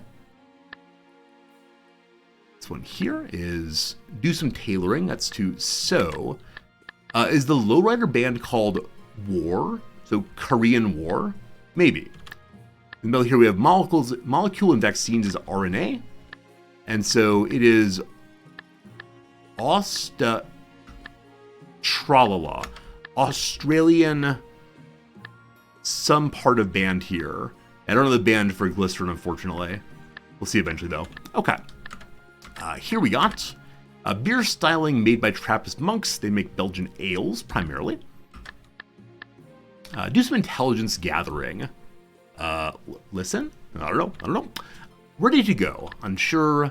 Navy engineer's nickname. Are these the CBs? Which is like construction battery, I believe. Battalion, maybe? I'm not sure. I think CB, though, is a engineer in the Navy. Plays with mud baths is surely a spa. Outfit seen in a nunnery. A habit, right? I thought it was a cassock initially, but a habit that nuns wear. A sail holder is a mast. Huh, you don't say? Maybe. Turned down. Maybe lowered? Maybe. Apex, that's the top. High poker card. Well, it would be high and low is the ace, surely. Accumulated over time. Not sure. Coy Leray's genre. Coy Leray. I have no idea. With 3 letters, emo and rap standards, maybe lowered is wrong. Important period. That's really an era. Way cool. Could be like rad, possibly. College in Poughkeepsie. That's Vassar. And so it's going to be rad here. Old-timey talk. All right. Wool-producing animal from the Andes is alpaca. Got in the game. Played. So uninspired is vapid, for sure. And ready to go. All set. Good. Motif. That's a topic. Okay, it's to be theme. So lowered is absolutely incorrect. We're going to finish this one during the ad break here and then start a new one next ad break. So motif is theme. Expensive. Expensive. ST. Not sure. Off in the distance is a far. C6 down. Right, this is the rest of Australian bush. Like the bush is part of Australia, I believe. Oh, I think Glycerin is actually a Bush song. Is it like da-da-da-da, glycerine? Something like that, maybe? I think so. Insecure star Ray. There's a person named Issa Rae. I think she's a chef, maybe. I'm not sure on that. Turned down. Refused instead. That sense of turning down. Accumulate over time is going to be amassed. Good. We then have here, maybe. So rap is right, and so perhaps, and it was Issa Rae, great. A pig pattern, that's a sty. So we just have these downs here.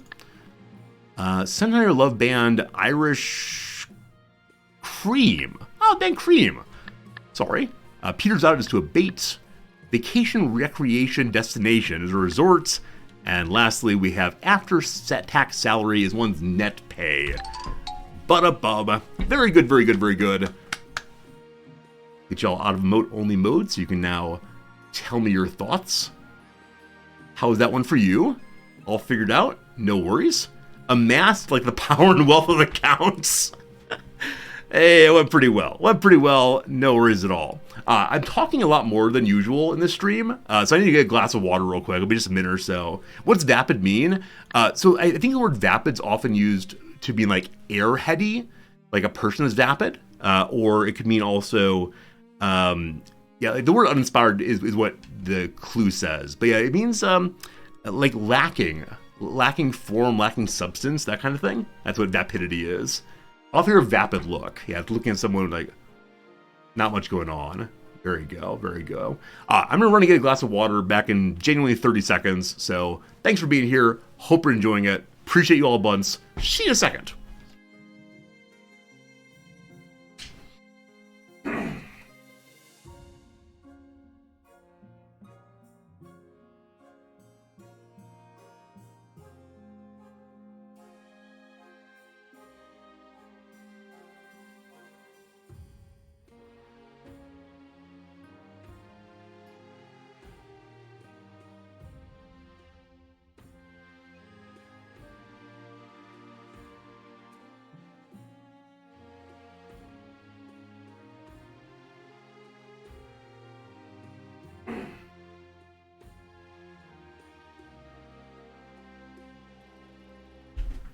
All right. Good. Hello, hello. Hope we all maintained your alliances, your hatreds, and all the rest. We return to our game presently. All right, this is our first time talking taxes. So this is how we fund the realm, surely. This will help me keep my treasury nice and high. I may collect a common tax or target a specific region.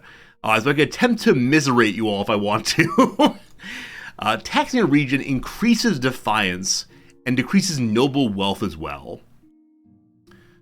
So we see on the right-hand side, the richest of the nobles are friends in the purple. A new fashion for capes profits the counts to the tune of 500 wealth. Other nobles gain 200 wealth. And looks like the patricians are very poor and sad, and I can't take their money. I don't want to enrage you all. However, some of that money in my counts is for my paying you for defense. So we've taxed the counts this day. Sorry, counts. Sorry. What else has happened? The kingdom is in rebellion. The first side to earn 5 victory points will win. Victory points are earned through events. If the rebels are victorious, the monarch is overthrown. Oh, I see. So the patricians can't be taxed because they're not responding to my tax collectors. Understood. Okay, so y'all can't join the rebellion. It's just the patricians who are burning my flag. Shame on you all. End of the season. Eligible options, opening strike, or I only see 2 right now for this season. Well, we'll see how it goes. Hello, pirates. Good seeing you all. Oh, this place over here. The Island of Saul. The Frozen Wastes. The Ashmedian Empire. We begin with... Oh, there's Rebellion also. I see it now.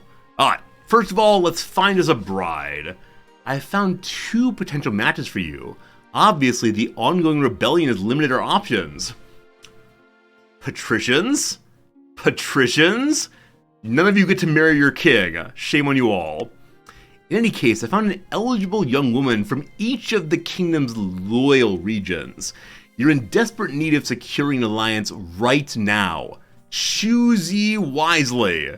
Yeah, I know. Your mother leads you to the Great Hall, where she's arranged 2 portraits on easels. For now, each is covered by a cloth. What? I don't get to meet them? There's no time for sentiment. You just need a match that befits your station and suits your political need. I need a very, hardy, rook-like person. I need a queen who will hold up the realm with her powerful stability. She whisks away the cloth from the first portrait. It is Veronica, the eldest daughter of the Eastern Cosmocall dynasty. What a good looker, winky face, and not a bad word said about her. Everyone likes her. The Cosmocall, perhaps your daughter shall be mine. Next up, see that beautiful fur coat she's wearing in the portrait? Wolf pelt, hunted herself. She's always planning something to say. Schemes within schemes. I hope there's an explicit presentation of, what stats she gives, but fascinating. Finally, the Marches offering. Tabaka, sign of the prestigious I do not exist either's bloodline. Alright, exists, good seeing ya. A typical Baroness, really. Loud and brash and self-absorbed, mostly well-meaning. Uh-oh. She's a zealous follower of the ninth god, able to quote scripture backwards and forwards, and at volume. Oh, and she walks with a limp ever since she shot herself in the shin while hunting.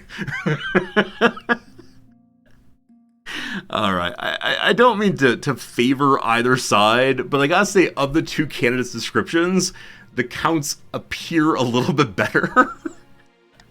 What do you think? Of course, by picking a candidate, you'll anger the other regions, but you'll gain a lifelong alliance. Okay, so as of right now, I'm feeling like the blood ritual is, or the counts group is most in my pocket. And so, even though the Barons are putting forward a terrible candidates, I feel like maybe we should go with the Barons. I need their military. Yeah. Counts, you're with me still. You're good people. Barons, I've chosen you. I would like to have Tabaka of the March. Excellent. I'll make the arrangements. The East grumbles a little bit. Defiance is loyal. Or, sorry, the March is loyal now. So the East here have 3 in Defiance. That's not higher than my stability, so they can't rebel against me. What do you mean, yikes? What do you mean, wow? I need to make choices. How dare you all? How dare you all? All right, so we then come to the opening strike against our rebels. Lord Patrician Amherst comes seize us. Do you smell that, my friend? Jim says, sorry, I think I stepped in some. That's freedom you smell. Freedom from the Mad King Resorti. At long last, we've risen up against his oppression. But if we want to keep our freedom, let's fight for it. I ask you, my fellow patricians, what will be our opening strike against the king? We can launch a preemptive strike against the barons to cripple their military. We suspect the counts may join our cause. We can call them to war. They'll be more likely to join if the king's authority is low. We can also call upon the church to condemn the king, or finally, send an assassin to nip this in the bud. Alright, green friends, you get a vote. Do you want to strike the barons with your 0% chance, call upon the counts, petition for the church, or try to assassinate me? I love at the very first moment at which a rebellion was possible, you all voted to rebel instantly. So, I wonder if the patricians here can no longer win themselves, but they're just trying to destroy everything else. Alright, so far, the counts are being called upon to assist. Lots of votes in other places too. What do you think? What do you think? What do you think? An assassin? No. Your king is going to say, good luck getting the counts to work against me. Also, this will be 6+1 though. So if the militaries go together, then barons will have to fight them off for me. Voting is completed. Call upon the counts to join the cause? Great. The patricians smuggle a secret message to the counts. It's succeeded. Dignified counts, too long have you suffered under the king's oppression. You Easterns are a proud people. Why are you putting up with this tyrant? Join us. He speaks truly, says Glad for You. Why do we never think of things this way? What do you mean? You're my honor guard. You dislike me not that much. The counts are emboldened by the call to rebellion. Of course, they can only act on it if their defiance is high enough. I gotta increase my stability. Gotta increase the stability. Alright, so the East and the Green have united, or could unite, if you all vote to revolt. Please don't vote to revolt, thank you. Alright, to the rebellion. At long last, the patricians have reached their boiling point. You're confronted in the throne room by Lord Patrician Victor Prosa, his smile gleaming in the light of the braziers. The patricians at Coast will bring you down, pretender of the throne. We'll rise up for Aulus, the true king. So I've immediately lost authority and stability. Have I ever gotten a chance to raise either of these yet? Oh my goodness. Oh my goodness. This is a formal declaration of war. The next time we see each other, I'll be on the battlefield. All right, barons. Please save me, please. Alright, I could say seize him, which lowers my stability and raises defiance, or one day I'll see your head on a spike. Lower authority, raise defiance. This is terrible. Why are we going to war? Why is war happening? I don't want this. I need to raise stability to win myself, so I guess I'm going to lower my authority by saying I'm going to kill him. There'll be many heads on spike when the war's over. Mine will not be among them. They're now fully treasonous, and our authority has dropped yet again. Lord President Victor Prosa strides to the throne room without looking back. I didn't expect them to move so boldly, Your Majesty. What are our chances against the rebels, or how did things get this bad? Let's ask that one first. How did I screw up? The leader of the rebellion is Lord President Amarith. As reason for uprising, he's citing past transgressions, mainly your inability to stop the pirates from ravaging the coast. Can I apologize? It is. Now the time's for S-words, not words. What are our chances? Pretty good. The patricians aren't exactly a military powerhouse. I hope they don't persuade the other regions to join the rebellion. That would be disastrous. It already happened. It already happened. So this is it? Civil war? That's right, Your Majesty. The kingdom is divided. There'll be a lot of death and suffering before this is all over. I can't wait. I'll go dig out the trebuchets. Oh boy, folks. Oh boy, folks. All right. I think that's the end of this season. I think the counts are joining the rebellion. While the king combats the rebellion in the coast, a general has risen from the march. The indomitable Baron Uland. General, fantastic news! We're ready to move forward with the plan. This is Rube commenting. The kingdom is in such a state that commons are begging for someone to save them. Now we need to frame you as a solution to the problem. So the strongman of the barons is trying to use an opportunity to boost them. Huh. What about a little scaremongering among the Ashmedian Empire? They're always coveting our land, especially the March. Brilliant idea, General. The people will be weary after the war. It'll be easy to make them fearful of another. In the meantime, we'll build an army that backs your words. Alright, so the strongest military is the March, and they may act against me instead of defending me. What a disaster. The next stage of the Baron's scheme, their stack goal is to have the highest military in all 3 seasons. Oh! So, because I didn't have a chance to raise my stability, the Barons have actually reached their first steam goal, which is just lower my stability. This was done by the patricians. They chose to lower stability by going to rebellion. Alright, they have to have the highest military goals. Whew! Whew! Alright, by royal decree we can tweak the laws governing how the council votes. We can't pass more than 3 laws at once, and only 1 may be used per vote. Alright, so I get to choose a law. Currently I can mark a preferred one, or I can veto if I want to. Monarch Golden Choice. If nobles vote for the choice, they gain 500 wealth. Wow! Stop the count. The timer's set to 15 seconds, and the vote automatically closes once the timer's over, so I can't hold the vote open. Or call for unity. +1 stability if more than half the nobles vote for any one option. This is the question of what do I think motivates you all. Does my love motivate you? Will you give 50% money to save me? Or do you need money? Money for loyalty or belovedness of the king? So go with my choice or call for unity. Having any way to help with stability would be good.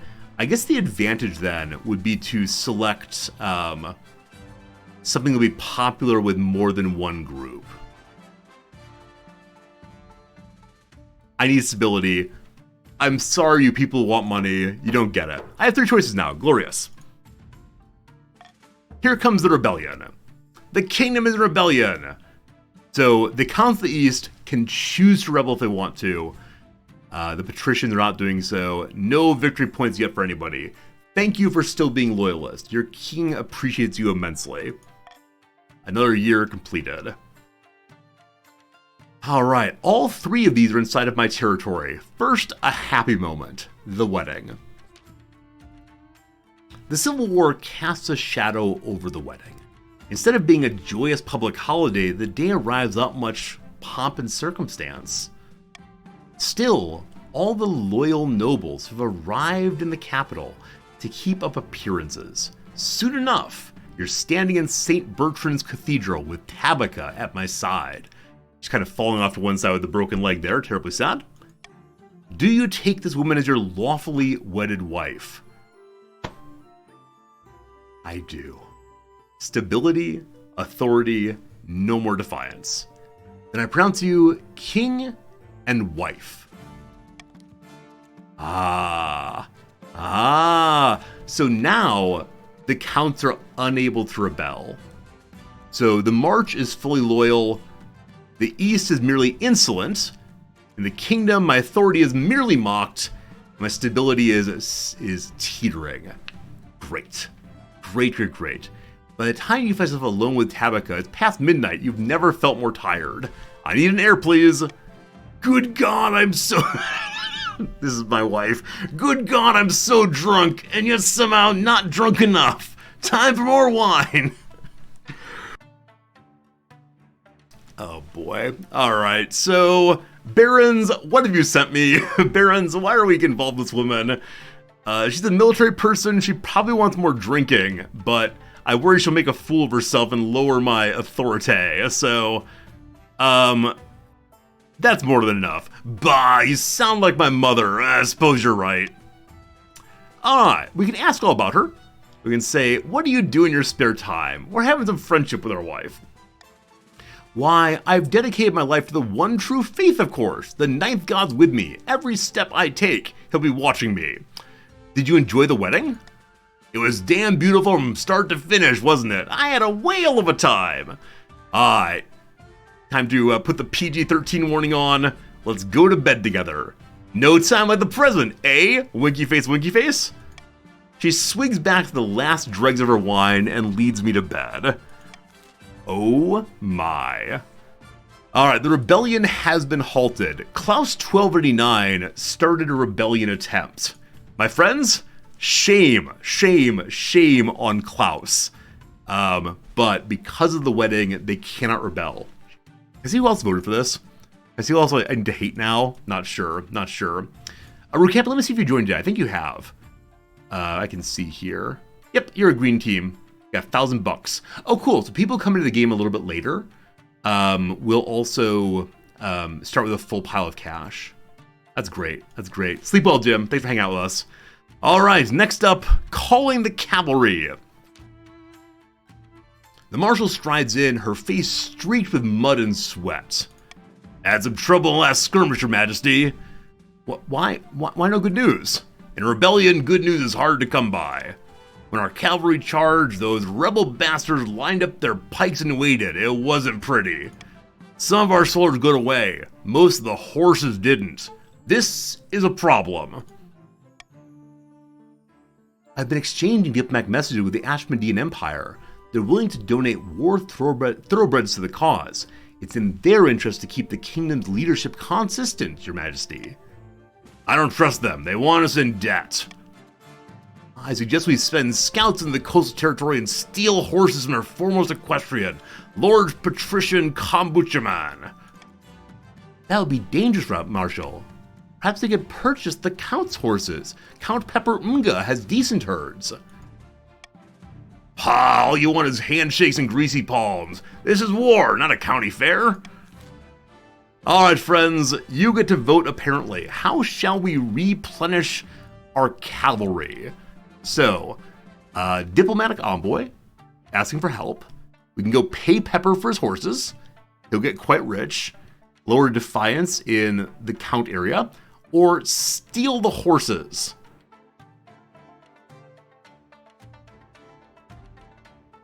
All right, nobles, barons, it is time for us to embarrass the patricians. You can't vote yet. You can't vote yet. We need to embarrass the patricians for daring to stand against us. They are the rebels. We have a 75% chance of doing it. My friends, I call for your aid. We must steal some horses. Oh, I can't choose what it is. But yes, C is the correct answer. Stealing. C is for stealing. Here we go. Vote ye now. Vote ye now. Let's have some unity. Yes, good. Yes, good. Pepper wants money. Don't let Pepper get rich. No, Pepper's a shameful creature. Greens, you don't get a vote. You're not part of this anymore, apparently. Your king is delighted. Well done, everyone. I raise my tankard to you. This day we shall remember is the day of unity, celebration, and glory. I think that's more than enough voting for now. Well done, well done. Pepper is further impoverished, and we stole some horses. Hooray! Hooray, hooray. A squad of horse thieves dive into coastal territory and soon return with proper spoils. A herd of war horses, ready for action, perfectly loyal to those with oats. We succeeded, everyone. Good job. Our stability is returned to secure. The coast now has literally no military. The military of the East has strengthened, and loyalists, you've gained a victory condition. Thank you, barons. Thank you, counts. Thank you, patricians. Also, you may have noticed that they no longer have the strongest military, so they're not reaching their goal this term. Thank you, counts, for keeping them off. Good. After taking them out of their first skirmish, the marshal comes to see you. I wasn't sure if these coastal horses would be properly trained, but they're really quite decent. The coastal troops hardly knew what to do without them. They scattered the enemy like the cowards they are. She bangs a fist on the table for emphasis. Servants scurry to pick up the scattered papers.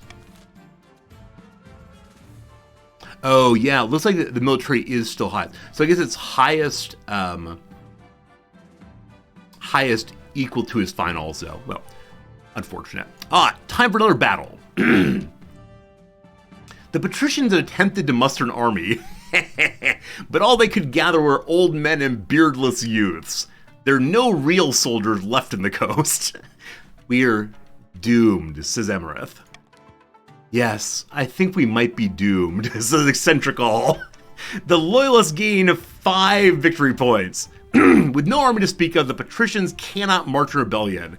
They mill around the camp, waiting for the king's forces to come and smash them all to pieces. It's victory for us, loyalists. Well done, well done. I'll be curious to see what happens to the patricians for daring to rebel against us, but well done. The famine begins. Late at night, 2 counts meet in an ancient stone cemetery to discuss their schemes against the king. Our grain storage looking much more impressive than the rest of the kingdom, says Fighting Illyri. Yes, I've had peasants from the coast move to my lands, desperate to sponge off the prosperity. Count Jaswald gets more farming. Most pleasing, but won't summoning the demon be difficult? It's magic beyond our usual fare. The walls of reality are sturdy, but they can be weakened. A tide of blood must swallow the kingdom in its wake. Chaos! For the next stage of the scheme, the counts must lower stability to 4 or less in 2 seasons. So the counts are now working directly against us. Loyal barons, we must limit them. I will strengthen your military. Maybe. We'll see. Alright, your majesty, upstarts are saying they have a right to the throne. No doubt, the nobles are already scheming to crown their region preferred claimant. So, the barons need to have the highest military. The eastern counts need to have a stability lowered to 4. And, gotta lower the treasure to 1,500. I look forward to taxing the patricians once more. Forever and always, death the patricians. Check the rebellion. Uh-oh. The loyalists are winning the rebellion. The rebels, they are crumbling. Oh no, patricians, why did you rebel? Why'd you do this? We have a between seasons activity, I believe, of ending the war. Patricians are mustering their troops, Your Majesty, and their guard is down. It's the perfect time to strike. I discovered a hidden mountain pass that will allow us to slip our troops into the coast undetected. We end this rebellion before it even starts. Make it so. Your marshal rides out orders, leaving you to wait anxiously for the outcome of the battle. The next few days are agony. When she finally returns, she strides in the throne room with a triumphant gleam in her eyes. I can say marshal report. I don't know if this affects only the green or absolutely everything. So it looks like everyone's military is going down regardless, and everyone's trade is going up and down regardless. So these may be the same thing, just different way of saying it. So, Marshal, report. Just as I suspected, the patricians' army was a disorganized mess. They didn't stand a chance. We ambushed their troops and drove them into the river, leaving them to face a dismal choice, death by spear or death by drowning. By the time we're done, their whole army was slaughtered. Our troops found themselves loose in the coast, totally unopposed. So I ordered a massive push through their lands, looting and pillaging the whole way. As we speak, Your Majesty, our armies are laying siege to Lord Patrician Amherst's fortress. The trade of the coast is now poor, the east has more trade, the march has more trade, and all of you in the coast have gotten what you deserve for rebelling. Goodness gracious. Alright, quicker than expected, maybe we've won, or let's make the patricians pay for their betrayal. No, we're gonna reunite you, we're gonna bring you back in, we're gonna order the barons to take over your lands, but you can still be part of the community. The best kind of war is quick and bloody in my experience. Victory! The Marshal rides back out to oversee the siege. A few days later, you receive word that Lord Patrician Amherst's castle has fallen, and just like that, the rebellion is over. Soon the armies of the counts and barons are parading through the city, waving their banners and showing off their loots. Congratulations, barons! Congratulations, counts! You get money and trade! And the patricians should never ever rebel again. Meanwhile, Lord Patrician Amherst, the leader of the rebellion, is brought to me in chains. Common folk crowd in the palace to watch the trial. We were doing what's right. Someone had to put a stop to your tyranny. Whoa. Just because I couldn't immediately stop some pirates, there's no tyranny here. Goodness gracious. Alright, I can sentence Amherst to death. I can throw him in a dungeon or let him go with a warning. Looks like all of them are exactly the same, where defiance goes down, military goes down, authority and stability go up. Alright, Amherst. You chose to attack me. Many of the others are calling for blood and death. Don't do it. Alright, my friends. You may go with a warning. May you never again rise up. Let this be a lesson to you all. Here is the lesson. When you choose to rise against Resorti, don't miss. But if you do, he'll say it's okay, try again better next time. You're free! Blinking in surprise, Lord Patrician Amherst is freed from his shackles. Bowing and stammering thanks, he beats a hasty retreat from the palace. And just like that, the coast has been defeated. The rebellion is over, the kingdom is mine. Alright, so defiance is cordial on the coast, they have no military, everyone's defiance is basically zero now. But it seems that I did not have an increase to authority or stability yet at least. As I sit, resplendent upon my throne, the common folk raise a mighty cheer. Long live the king, they shout. Long live the king! Our authority's up, our stability's up. Well done to us all. Is it good to be the king? I think it's good to be the king. I'm going to say thank you for the rebellion. I was briefly very concerned that we would not be able to fight it off, but that was a good rebellion. Greens, you're in my favor once again. Thank you for your assistance in raising the stability of the realm. Wait, was this a false flag operation? Maybe it was actually my own men I sent out to dress up as patricians to launch a rebellion. And we won, and now we're in charge. Ha ha ha ha ha!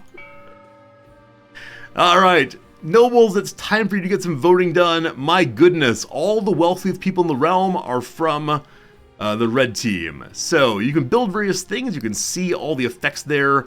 These will increase or decrease certain of your stats. So the Baron's opportunity to raise military or lower military. I think on any of these, you all can vote for any of them. But this affects the Barons, this affects the Counts, this affects the Patricians. So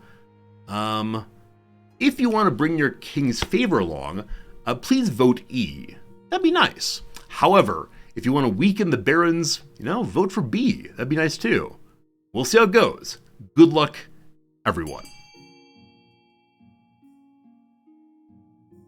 The voting has begun. For a brief moment, some people were trying to embarrass the patricians. So far, there's a lot of money into the barons. The barons have spent the very most money so far, raising their military, becoming the strongest of them all. Other than that, the counts are attempting to weaken my authority, stability rather. Unfortunately, no one will stop the military of the barons. Friends, you understand it's not enough to defeat the king. You need to band together, defeat those barons. Wow. Oh boy, A and B are together now. All of you must unite. You must unite against the barons. Oh, it's not happening. The votes are everywhere. Squatting B for the most money, Mighty Maddie quite a bit. HD and AB, you riches who are not spending your cash money. Time is up. Here is what was won. The Counts lowered my stability. Shame. The Barons raised their military. Shame. Joswald and Ultimate Johnny, the big voters there. Alright, so propaganda campaign, or let's talk about Little Resorty Jr. Hey, Partisans, thank you for the Prime sub, Partisans. I appreciate that a lot. Glad you're enjoying hanging out with us. I'm enjoying it also. And all you new followers, thank you all for being here. Hope you're having fun playing together today. My marriage to Tabitha is not what I'd hoped. She seldom sleeps in my bed, and over breakfast, I exchange only a few frosty words before she departs the chapel. The Barons have sent me an absolute clunker of a bride. The last thing on my mind is procuring an heir. The needs of the kingdom, though, must prevail. Congratulations are in order, my mother says. The royal wedding was a magnificent affair. I'm very happy when it's expected or felt like a life sentence. We grit our teeth with a smile. I'm happy here. Your happiness isn't as important as fulfilling their duty to the kingdom, but I'm glad you found a way to have both. That's nice. You've done well so far, but something's missing. An heir. You need someone young, whose loyalty is assured. A child of your own would do the trick, even if they're a bastard, or the youngest of many cousins. We're not running under primogeniture right now, so that's okay. I can insist my wife and I to have a child. I have a bastard somewhere. Get a little cousin, or adopt someone.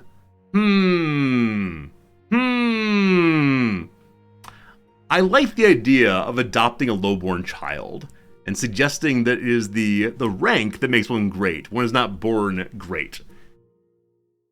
However, I want to trust my wife. I wish I could talk to her. I wish I could put it to a vote, but yeah, it begins with lower stability if I go for an adoption. So I will try to have a legitimate child for the kingdom. The traditional method. No one will object to that. I'll arrange you to take a month off from ruling so you can get down to business. We have a latest trend down here, or propaganda campaign up there. We'll do the latest trend first. Baron Le Petit Paul. Fashion is cyclical, Your Majesty. An old trend has returned and swept through the march. Bees! Alright, so bees are the coolest thing around. Bees? In jewelry, Your Majesty, the buzzing insects we found trapped in golden tree sap. My marcher artisans use these to adorn necklaces and rings shining like little gemstones. Not bees. But my artisans can't keep with demand, and a glorious trade opportunity slips through my fingers. Ah, fingers. What ought I to do? That's not fashionable at all. Or, bees? How can I help? More bees! Their population in the march is dwindling, but you can help. Encourage farmers to focus on beekeeping. They keep the honey. I only ask for the bees lost each harvest. I can ask if they'll take wasps instead. I can have you all vote, or I can stop nonsense and let the bees be. Now, I wonder if the farming down here for not taking the bees, or not giving bees, is lowered farming only for the barons or for everybody. And as of right now, the counts have already gotten their farming win from last scenario, I think it was called. They're working on my stability now. So farming doesn't seem to help anybody. But sure. Voters, I come to you. Do we give them bees? Thank you, Your Majesty. What should be done to address the lack of bees for jewelry in the march? So we could approve subsidies for beekeeping. I think everybody's farming goes up. I lose a little money. They gain a little money maybe. And a hand goes out. Trade goes up also. Mandate that all the farms in the march keep at least one beehive. Maybe just the march because of the improvements then. Or force different fashion. My friends, I would like to benefit all of us. And you know what benefits all of us? Pollination. Do you like flowers? Do you like plants? Isn't it great having oxygen? As a time-traveling king, I'd like to tell you that having plants is very, very necessary. I think bees are great, and so too should you. So, my friends, I would like us to vote together for the future. Vote A. Vote A now.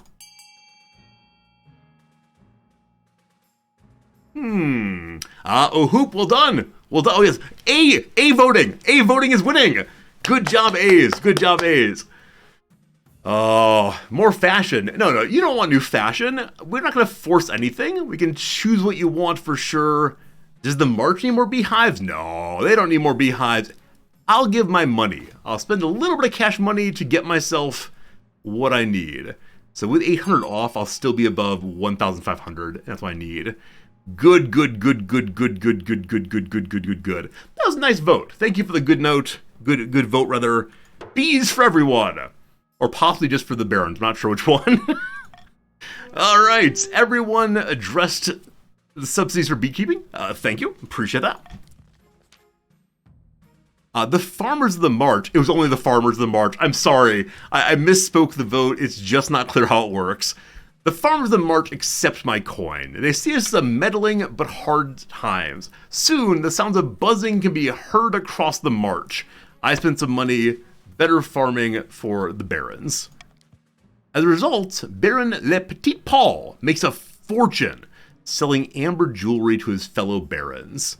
All right, Petit Paul got a whole bunch of cash there and a little bit more trade for the barons. I hope the game eventually indicates which group is benefited. To know if it's absolutely everyone or just one. Hard to say. All right. So there's one more mission here, the propaganda campaign. And this is the goal of the barons, who we've liked so far. I might need the rest of you to chip in against them, though. Are you familiar with General Uland of the March? You might have noticed a surge in popular support for them in recent months. The barons intend to paint the general as the people's savior, an alternative to your disastrous rule. How dare you have her executed at once? We're making Kevin the Falcon into the new spy master. All right, what can I do to help? The barons are mounting an extensive propaganda campaign, claiming that I'm too weak to defend the kingdom from the Ashmedian menace. That only General Uland of the March can stop them. What do I do? You must keep the Baron's military in check. Their words will ring hollow if the General's armies aren't as strong as they claim. No, the Barons are my military. I need to keep them strong. Unfortunately, the General's ceremonies are already becoming quite extravagant, even frenzied. It'll be hard to stop them now. You bring the revelations, which the Barons wholeheartedly deny, to the Council. My friends, the Barons challenge your king. They fought well for us, but now they fight for themselves. Must keep them in check. Alright, I need your assistance in thinking about what we should do with General Uland. We can place a limit on the number of Marcher soldiers. If we do this, they'll probably become more defiant. They will lower military, and I'll lose 1 point in stability. Or we can debunk the general, delay their scheme for 1 season, or allow the Baron's propaganda to circulate. Nobody's gonna believe it.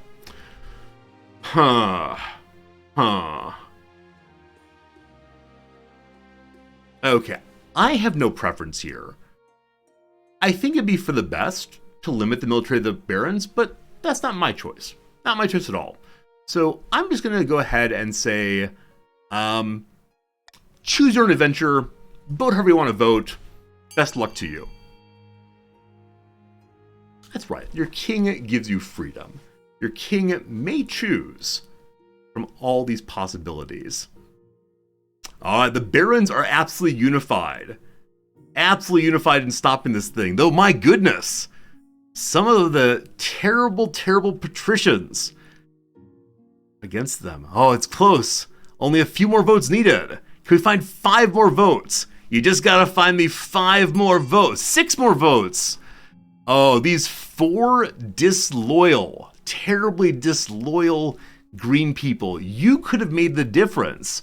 Have you decided if you can't win, you're taking your ball and going home? 2 more votes needed. Just type in chat right now. Exclamation point, vote A. Exclamation point, vote A. No, not C, A. Not C, A. Oh, wait, one more. You can do it. Exclamation point, vote A. Maybe you've already typed it in and forgotten. Just try it again. One more time's all you need. Dangle, thank you for the resub. Vote A or B. Oh, wait. Ha! Voting has closed. 30 nobles voted for A. Now, unfortunately, it was just under 50%. And so I didn't get my stability bonus. I was really hoping that would work, though. Good. Outrageous! An affront to the kingdom's freedom and tradition. Slight reduction in the March's strength. My stability went down by 1. I was hoping to go up by 1 also. Defiance, a little bit cranky. The Barons aren't the only ones opposed to new law. Thanks to Marcher propaganda, peasants throughout the kingdom fear further restrictions and oppression from the king. The king did nothing. It's democracy manifest. I see you know your judo well. A fine season. Everything is glorious in the realm. And now, the counts have the highest military strength. Tearing the veil. A pair of counts face each other in silence, a code word's exchanged. They speak of their latest schemes. What happened? The king was meant to be a whirlpool of chaos by now. It's more like a whirlpool of smiles and hugs. No demon will come anywhere near it. I'm so sorry, Jaswald. A whirlpool of smiles and hugs. The Count's aim is to lower stability to 4 or less.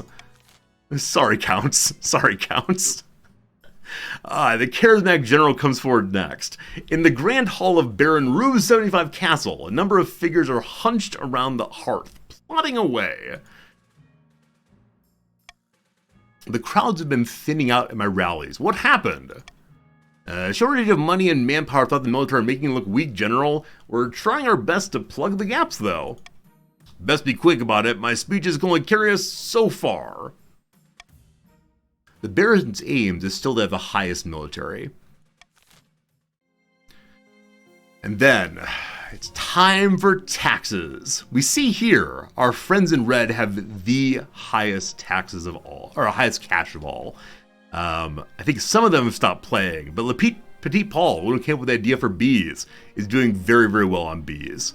My friends, your king is a generous man. Generous man, I believe. Also, incidentally, the barons have sold a weapon cache to the Tatterlands, making a killing, 500 wealth. So the barons got 500 bonus cash, and the other nobles 200 each. My friends, taxes are for everyone equally. I would not dare encroach on any of you. It's only one defiance. One second.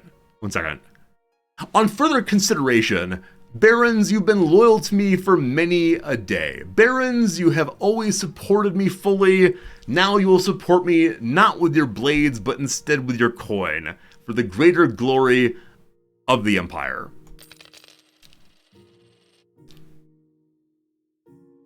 See how it goes. I'm rich, I'm good. Got one defiance here. No revolting? What do you mean revolting? Your king loves you. You all seem so darn quick to revolt every time. All right, we got an arms shortage, a good word, or my cousin. Let's start with the arms shortage right here. I'm going down, I think not. Lunar Ray Arclight. Hello, friend. How's it going? Your August Majesty, the situation on the coast is dire. The patricians, the king's navy's in tatters. So few ships remain, I fear we lack the presence to patrol our trade routes. We must bolster our dwindling forces on the coast. Who knows what will happen to our people without any protection? Alright, is it time for us to spend some money and help out the coast people? If we go with A here, it will cause the coast people to achieve their first goal, and it will strengthen them. You recall, friends, last time the patricians were allowed to have a military, they tried to use it to destroy the good thing we have going on here. Why would you allow these sneaky patricians to cause such troubles? Or we can work together and say, employ some traders from the March. March friends, wouldn't it be absolutely wonderful to make you all even stronger, wealthier? I would love that for you. Or we could say they need no sailors and we might lose some stability. Can't have that, of course. So, this day, my friends, I will veto. Will I veto? So certainly patricians are voting for A. And these two have other goals. Nothing affects the counts terribly. What are the percent on B and C? It is hard to see for me also. I think it's 80% on March and 60% on stability reduction. So surely you fine counts and barons won't let the nasty old patricians take all my money. So my friends, you know what? Let's be generous. We're gonna be generous today. We have to help the patricians. We can't leave them alone. I would never do that. And so, my friends, it is time for you to vote. Vote A if you want to spend all our money and strengthen them tremendously. Or instead, wouldn't it be lovely to make the March a little bit more money and to keep them from strengthening too much? Here comes a vote for you.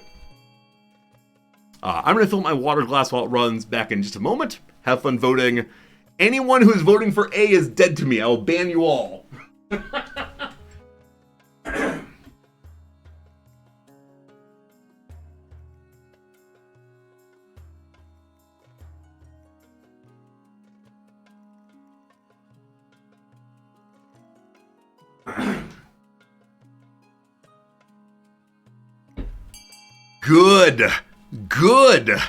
Good. Well done to the March. All of you, dead to me. You know what's great? More than half of you voted for B. Ha ha ha ha. Stability increases. What can be done to address the military downturn on the coast? We're helping the traders from the March build some new ships. Oops. Coastal ships like a library without books. You set Marcher, Carpenters, Wainwrights, and Coopers to make sea vessels replace the positions lost. Oh, if I use veto, I don't... Oh, I have to pick Unity. Oh, I forgot I did that. I forgot I got that, unfortunately. A shame, a shame, a shame. Well, that's alright. It's all fine anyway. When this game came out, it came out a week or two ago. You're absolutely right, I did do vetoing. Mistakes made. Alright, so Marchers get to work on building new ships. Got it. New shipbuilding jobs bring life to the Marcher economy, and patricians also get some boats, an absolute bargain. So good job on trade. The military has strengthened. Look how big and strong you are. Patricians, well done. The March has some excellent trade now, and defiance has gone down. Everyone's loyal except for the people we are strengthening. Good, good, good. All right, next up. Let's go check out my distant cousin in the south. Baron O'Hoop, it's good to see you. Your Highness, I have a matter of some delicacy to speak with you about. Good day, cousin. How's the old kingdom going, eh? I always thought it was a lot of work, but I suppose you get a fancy hat. Old Fitzalbert. Lord Fitzalbert is your very, very distant cousin, about 50th in line to the throne. You haven't seen him in years. Hey, Crabo, thank you for the bits, I appreciate it. The nasty old king didn't want you Greens to be more than mud farmers being constantly raided by pirates. What do you mean? What do you mean? I strengthened your military. We do good things for you. Thank you for the bits. That will surely sway me in the future. Alright, so we can greet them both. We say what's going on, or ask the cousin why he's wearing fancy clothes. Good day to you both. Lord Fitzalbert's been staying at my castle for the last year, your highness, but unfortunately there have been some financial impacts. He's been borrowing money from me for months, saying he'll pay me back when his luck turns. But now my coffers are bare. Oh, O'Hoop, why did you choose to do this? Yes, yes, poor old O'Hoop couldn't even afford a little banquet to see me off. I'm sorry it's come to this, but I must petition the court for funds, your highness. Uh-oh. Uh-oh. Y'all gonna vote this time. So, we can pay Baron O'Hoop for his hospitality. If that happens, O'Hoop gets more money, and the defiance of the Reds will go down a bit. Also, I'll lose 1,000 money in the treasury. Or we can say Fitzalbert should sort it out himself, or we can say he can hang out with me and I'll spend my money.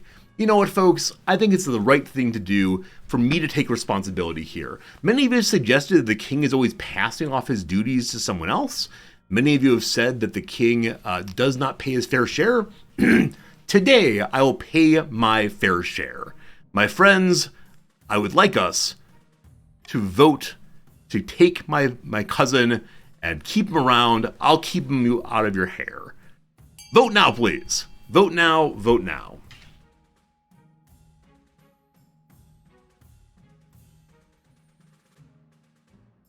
Thank you, Freak. Thank you, Pete Paul. Thank you, Labragoth. Apparently, no one's on board with my solution. You don't want a king who takes responsibility. You want to suckle on the teat of the Lord, or it's not my problem. It is the problem of of the cousin instead. All right. Votes are in many different directions. No one's quite sure where they're going.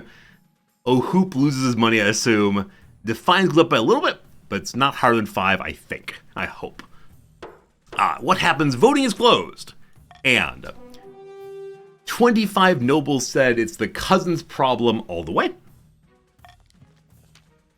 Lord Fitzalbert storms out in nosy huff. Still, the treasury is safe from my cousin's grasp.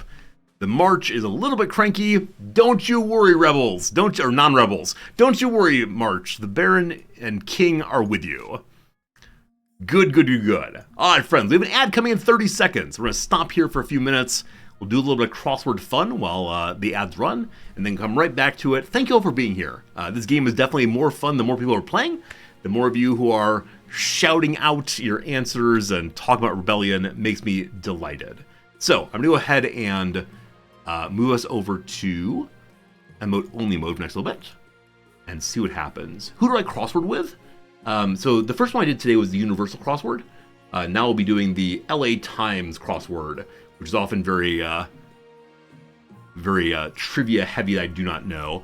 I'm going to change how it's set up because, hello? I need to make it a little larger because yesterday it was too small, I couldn't read. We'll change it so I can see today's crossword here. And put this away. And we'll change the cropping as well. Good. So left-hand side, let's do 350 or so, 300 or so, 250 or so. Good. And y'all can see it now. If I zoom in a little bit more. I really should do this before stream starts, but always forget to do so. Okay, I think that will work. So, LA Times of Thursday, April 13th, 2023. That one's put out there by Adam Arvidsson. A fine name, that. So, we begin with one across. Peppermint blank. Peppermint gum, possibly. My grandmother loved that in cinnamon gum. Playground game that's now a professional sport. Tag? Peppermint tea is a thing also. Is there actually a professional tag league? That's amazing if so. A four. Air, I believe, is often used poetically to be before. Circle section's an arc, for sure. Just pretend we belong here. That's act natural. Act like you belong. I don't know. Cross here then. Float in. To bob? I guess we like swim in. Dangerous nestful. A nest of vipers. Not sure on that. Uttar Pradesh city. Unsure. Bakery cafe chain. Probably Panera, which is called the St. Louis Bread Company in some parts of the world. Not in public, you two. Get a room. And so we can see that the three circled letters are tar, or rat, or art. Longtime bud. A bloom, possibly? The flower blooms eventually? Not sure. Buffers? Unsure. Okay. New York City stretch, originally called Het Senegal by the Dutch. I assume it's Wall Street. I believe that Wall Street was initially a street that had a large wall on it to keep natives out. Furthermore, we also usually, because it's going to be a nest full of wasps. Good. Heart dividers. Those are septa. I have a hole in one of my septa, unfortunately. Langoustine. I don't know this word, langoustine. I wonder if it's prawn. We'll see. Bygone Airline is Trans World Air, I believe, and so I think prawn is correct there. I'm not sure, though. Caesar salad. All right, cool. So prawn was right. Longtime bud's an old pal. Great. Nina Simone's I Put a Blank on You. It's like I put a spell on you, and that's why you're mine. I think those are the lyrics there. Let's work on the down here so we can do. Conflicts in history class. Probably wars, I'd guess. 7 years ago. After apple picking poet. I have no idea. I don't know who that is, unfortunately. Float in could be a wade in. But wade is not floating exactly. Florida's third largest city, I guess, is Tampa. Wheat in? Waft in. Waft in. So it's not that you are floating something, something is floating to you. I guess Uttar Pradesh city is Agra, which is where the Taj Mahal is. So Robert Frost apparently wrote after apple picking. Spot to catch a ride. Something stand. Oh, taxi stand. I was thinking about train something first. Precise in Peru. I thought it was exactamente, but I actually don't know. I don't know Spanish for that, unfortunately. Buffers. I'd say like police tape. Regarding as to vegetarian staple be tofu, surely.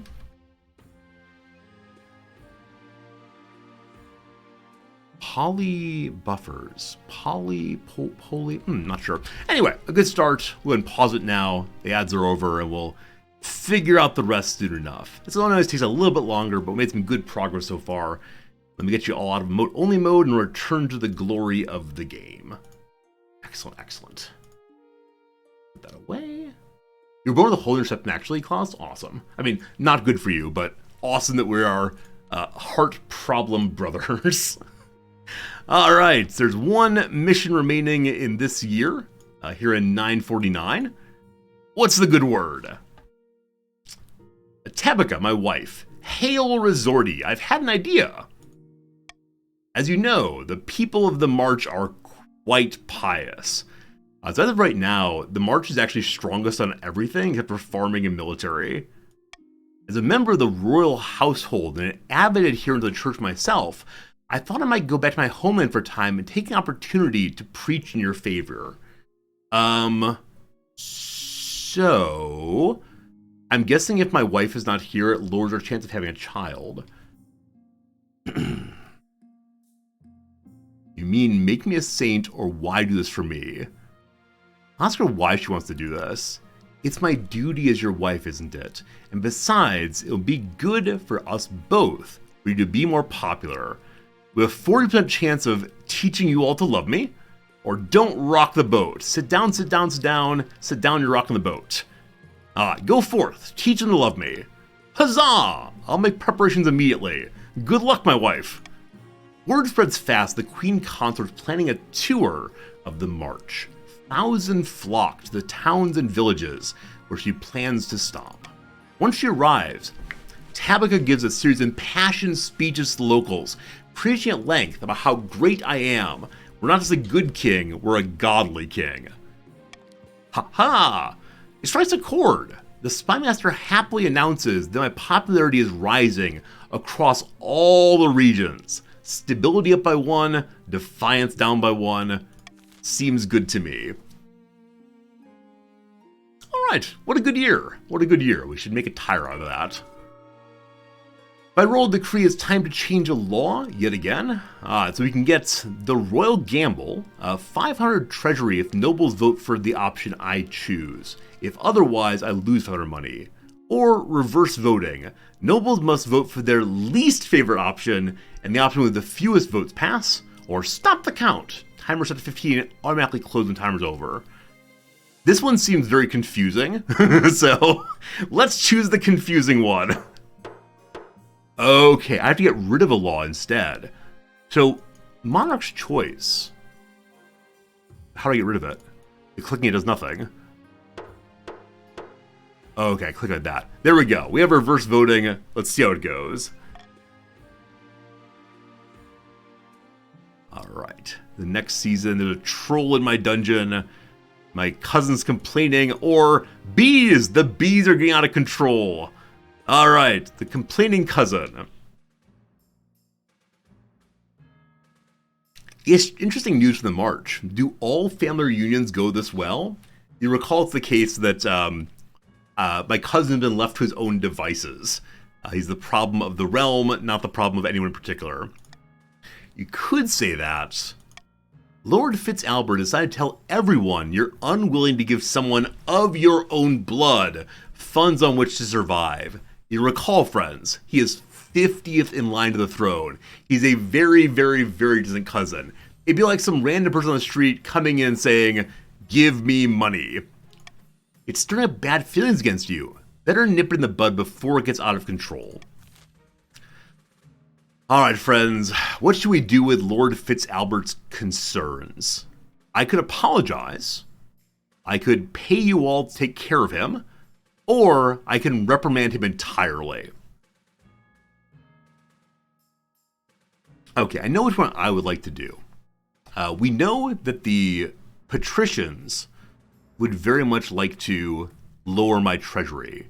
If we do that, though, yeah, patricians, you don't want that. That'll give more money to the barons. You don't want them to have money. They're already doing the best around. Or I can apologize. I can say I'm sorry.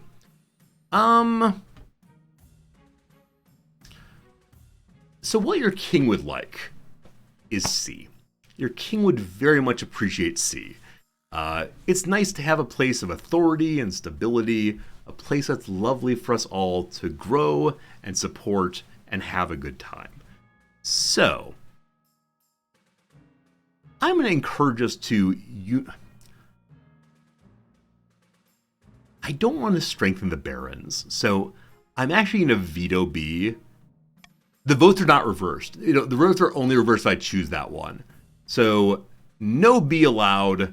Don't waste money. Don't waste money on my useless cousin. Sure, if one of you came to me in need, if one of you came to me and said, I'd like some money, that'd be good. So my friends, the right thing to do is to shame those. Shame those who are opposed to us. Shame those who treat us unkindly. My friends, C is the vote that works best for us. Remind people who challenge the throne they are unworthy. Put down my cousin, like we've put down the patricians before us. All right, vote C now. Rebels, what happened? Not rebels, barons, what happened? Barons, I thought we were buddies, barons. Oh, barons. Oh, no, what are y'all doing? What are y'all doing? Oh, no, I should have said I want to apologize. I should have been a little trickier. Oh, that's no good. That's no good. That's no good. All right. I apologize to the entire realm. I apologize for making mistakes. What a shame. What a shame. What a shame. I'm a shameful little creature. The king must apologize. I'm sorry I didn't give my people money. You issue a proclamation apologizing to Lord Fitzalbert. Perhaps it leaves a bad taste in your mouth, but at least he stops complaining. He even sends me an effusive letter assuring he's changed his ways for good. Alright, authority down by 1, but we're okay. Let's talk about the bees. The bees. The march is taken to beekeeping, like bees to a flower. Crops are bountiful, fields are blooming. There have been festivals with much dancing and merriment. The bees help the march to get farming of 9. Wow. Neat. No, the church is worried. The farm folk are besieged by nightmares, all involving the bees. It made them superstitious, and they're all losing faith in the... My liege, wait! The march's farms have improved beyond measure, and there's widespread happiness like never before. But for some reason, the church wishes to burn our hives. Alright, so we can say, what? Or burn wherever you want to burn. Both of them are lowered faith. So, what? It must be done! Our churches lie empty on holy days, for the peasants of the march now worship only harvest. They pray to the bees instead of the 9th. Faith has gone down in the march. Alright. Who needs the gods when you have a king? My liege, please, the peasants have full bellies and joyful smiles. That's why the church would burn, your highness.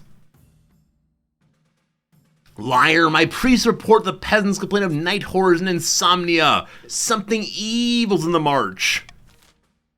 Alright, friends, we need to vote. We need to vote and decide what we're going to do. Do we spare the bees? Do we bring in even more bees? Or do we burn those hives? I don't have strong opinions here. So, let's make it fun. Reverse. Vote now for, I don't know what. We'll see what we vote for. Who knows? So whichever one has the fewest votes is taken in. Oh boy, big confusion. So the most votes are for burning the hives, which means the hives will not be burnt. And then this so far has been maintained as a tie. Alright, looks like more bees. More bees are coming from... Oh, maybe not. The votes keep rolling in. Alright, I'll give it 5 seconds more, just in case your connection is a little bit slow. Like I said, no strong feelings here. So 1, 2, 3, 4, 5. There you go. Here we go, here we go. Voting, it has closed. Voting for B gave you more Bs. More Bs, more Bs. It's more B. Alright, the farmers and the fighters all at once. The church, though, is horrified.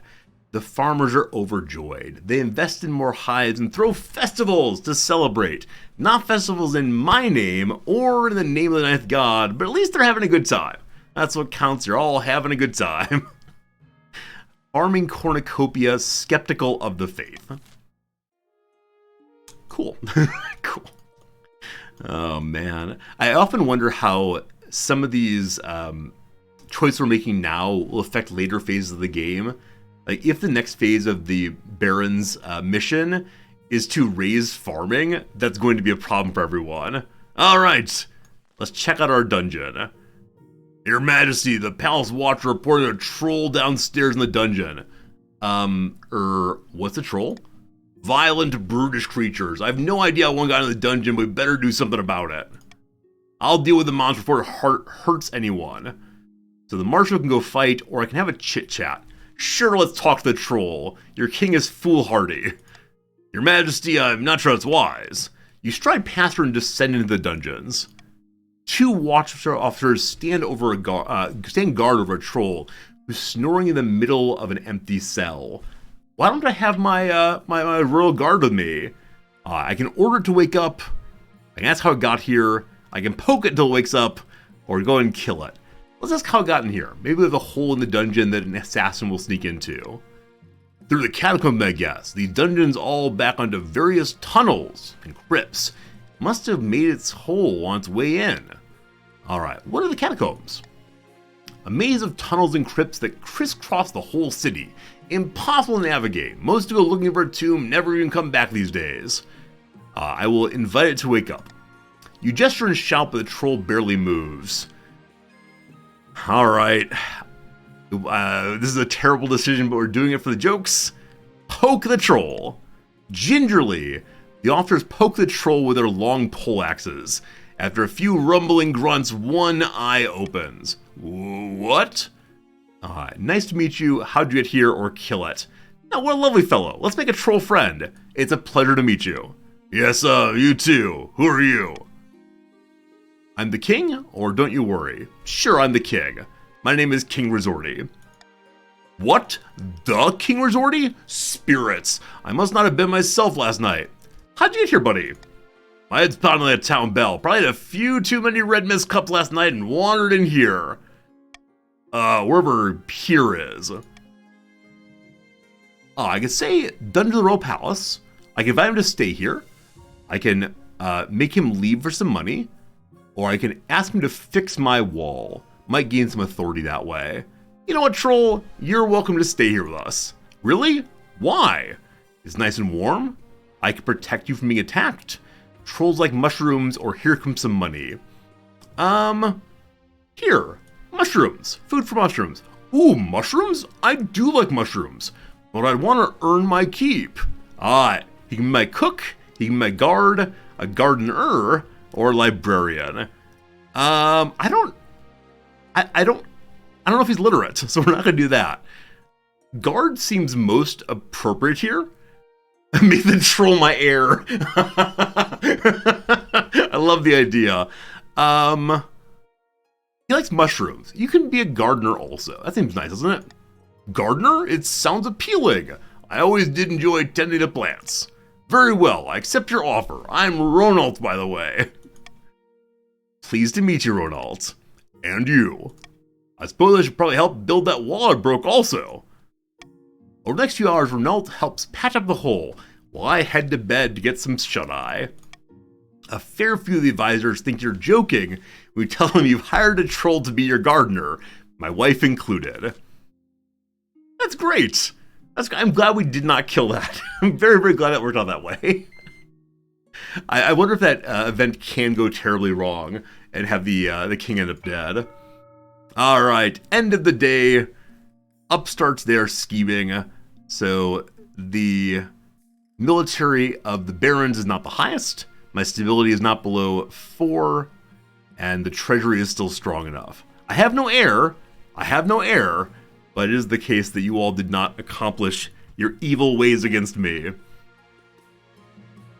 Alright, so there's money problems with the church, my cousin's having more problems, or my heir.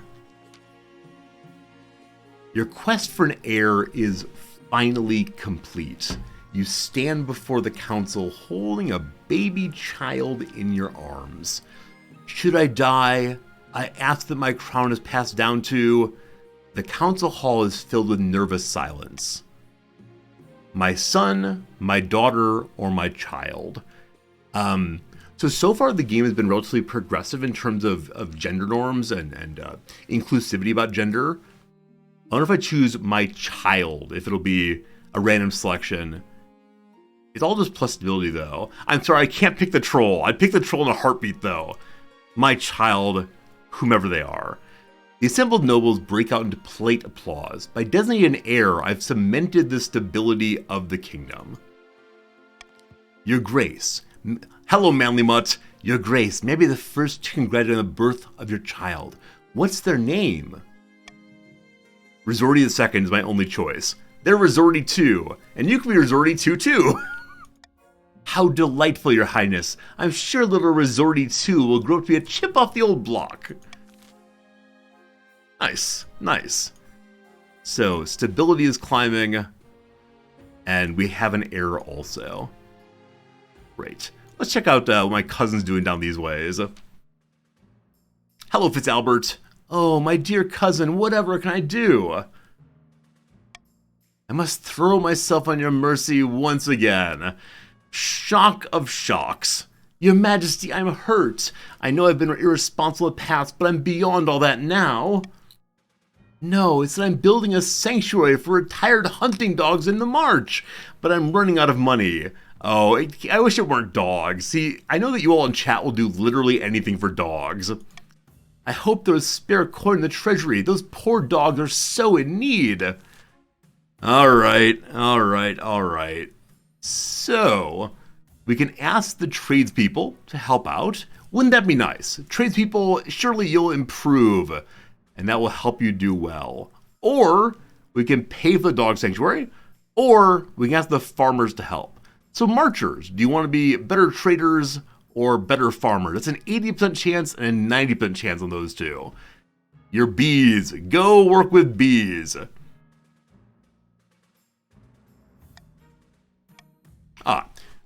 I want to make sure you don't make any mistakes here. It's very confusing having 3 choices. You don't need 3 different brands of toothpaste. Do you want the peppermints? Do you want the spearmints? Don't you want any other flavor? That's good. Simplification of the voting, that's helpful. That's helpful. Well, that's nice. That's nice. Trading is happening. Farming is happening. Good. Good.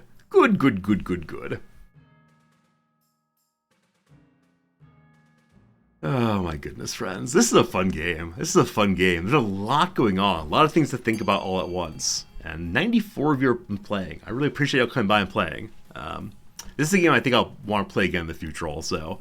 It looks like the trade thing, the farming thing, it's very close. Again, I don't have a real preference here. So whatever you pick is cool. I'll stop the vote now, but it was very, very close. Voting has closed. The tradespeople assist in Lord Fitzalbert's efforts.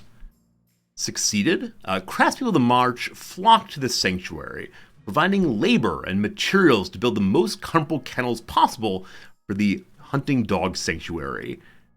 Trade has succeeded. Defiance went down. Stability increases. Everyone seemed pretty happy here. Isn't this what you wanted when you chose a king? When you selected a part of the Kingdom of Thailand, you wanted goodness and stability. Everyone's having a great life. Soon as famous throughout the entire kingdom, Lord Fitzalbert has found his calling. Excellent. Look at that. Happy puppy dogs in the march. Lastly then, let's talk about the church. Tithe troubles among the blood ritual counts. Your Highness, I've come to submit a complaint about the Counts of the East. Lately, they've been neglecting their tithes. What's a tithe? All the counts are obligated to donate an eighth of their monthly salary to the church. If they want to stay out of the 7 hells when they die, that is. Oh, you all need to do a better job of avoiding damnation. I can help you with the mortal law. I cannot help you with eternal law. So I can say I'm not a debt collector and not help. Or I can instead say, how dare you forget your duties to the church? Not my problem. Who do you think the common folk will blame if the church starts failing? Me? No, Your Highness, they'll blame you. Especially tell my priest to spread word that I refuse to help a holy man in need.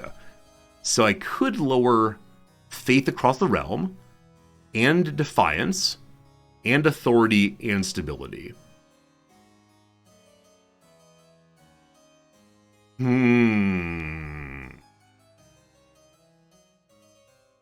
The things I do for you all. The things I do for you all to maintain your money. Have fun building beautiful things. There's no need for you all to fret about this. I've never been so, you'll regret your words and deeds. I'll see to it personally. Goodbye. Faith has gone down the east. No defiance allowed. I gave up a stability point, I believe, but I think with 1 point I'm fine. Wait, I have to get to 10. Wait, do I have to get to 10? I actually can't remember how high I need to get it. It may be 10, in which case I shouldn't have done that, but we'll see. The Archbishop soon proves the truth of his words. Throughout the kingdom, priests preach to the flocks. The king is a baby kicker and devil worshiper. The gullible peasants lap it up. Oh boy. Oh boy. Possibly a very bad choice there. Wasn't quite thinking correctly. I was just thinking as long as my authority and stability are above defiance, we're fine. But I should not have done that. Anyway, fine. No worries. End of the season, end of the year, on we go. Friends, it's time for you to vote. What would you like to get? What will make you happy? What things will help you in creating the world? I've never kicked a baby in my life. Best of luck in buying the things that you would love throughout the world. Which ones assist you most? Which ones help you most? There's some forts, there's some monuments, you can get an aqueduct, a prison, a stadium, or a thieves guild.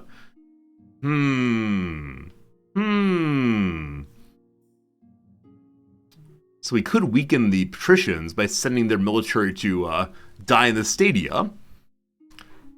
As of right now, there's a bunch of barons who want higher military to advance their abilities. Or we vote to stop that by lower my stability.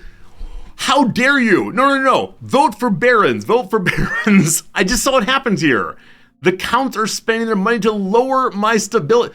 What is wrong with you people? No. Vote for A. Vote A. Oh no. Oh, this is not good. This is bad, in fact. Why are you doing this? Why are you doing this? Oh, time is up. You built some prisons. You voted some fortresses. The only people you've helped this day are the barons. There is no joy. There is no victory here. A shame, a shame. Oh yeah, top 2 gets selected there. So I could have instead rallied for a third thing. Wasn't thinking quite right. All right, my ambition. I'm screwing it up. At the start of your reign, you said you wanted to be a peacekeeper. You succeeded on that front. The kingdom is peaceful, and you are renowned for your mercy and wisdom. Well done, your majesty. But to shut down nobles scheming for good, we need to build on that reputation. My advisors have some ideas. The common folk are a sleeping giant that even the nobles are afraid to wake. If you become beloved by the peasants, the nobles won't dare overthrow you for fear of revolution. My advice, on the other hand, would be to infiltrate each region with loyal spies, defeat their schemes with schemes of our own, but the Chancellor has other ideas. Alright, do you want spying, or do you want to be beloved by the common folk? Alright. You know, barons, we've always been close. We've always had a very good time. I like you all immensely. You've done well with your trade. You've done well with your farming. Under whose authority and royalty has that happened? Mine. Together we've done great things. Counts, look at those beautiful, beautiful fields you have.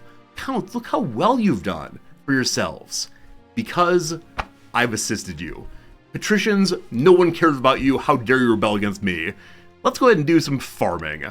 Very good. A wise decision, Your Majesty. I'll begin recruiting town criers to shout about your achievements to the masses.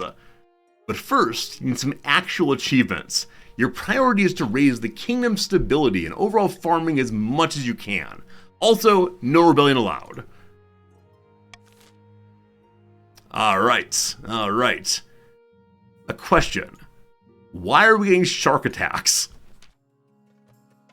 Upsetting news from the coast, Your Majesty. Several peasants have been killed by sharks. I've sent your condolences.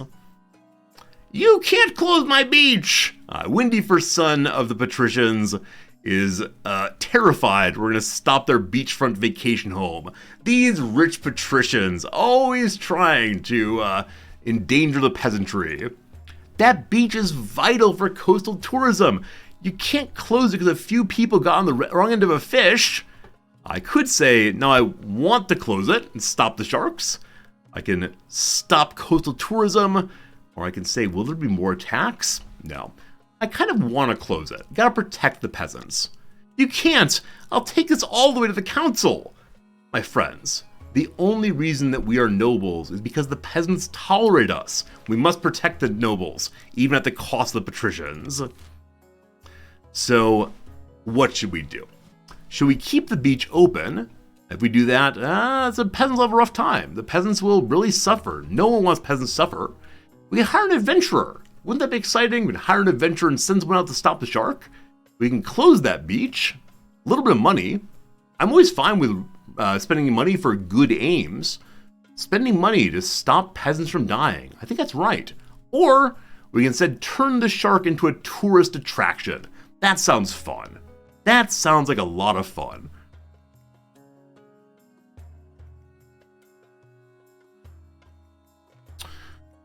My friends, I need you to choose well. I need you to choose well and shut down that beach. If we do that, we protect the peasants. Barons, you don't want to have your farms destroyed. You don't want to lower your trade. That'd be terrible, wouldn't it? Keep the peasants safe and bonus your farming and your trade all the way. Adventurers cannot be trusted even a little bit. So, yeah, I think the right thing to do is to not make it too complex. Tourism, a place where people died, have you no decency? Clearly, shutting down the beast is the right thing to do on this day.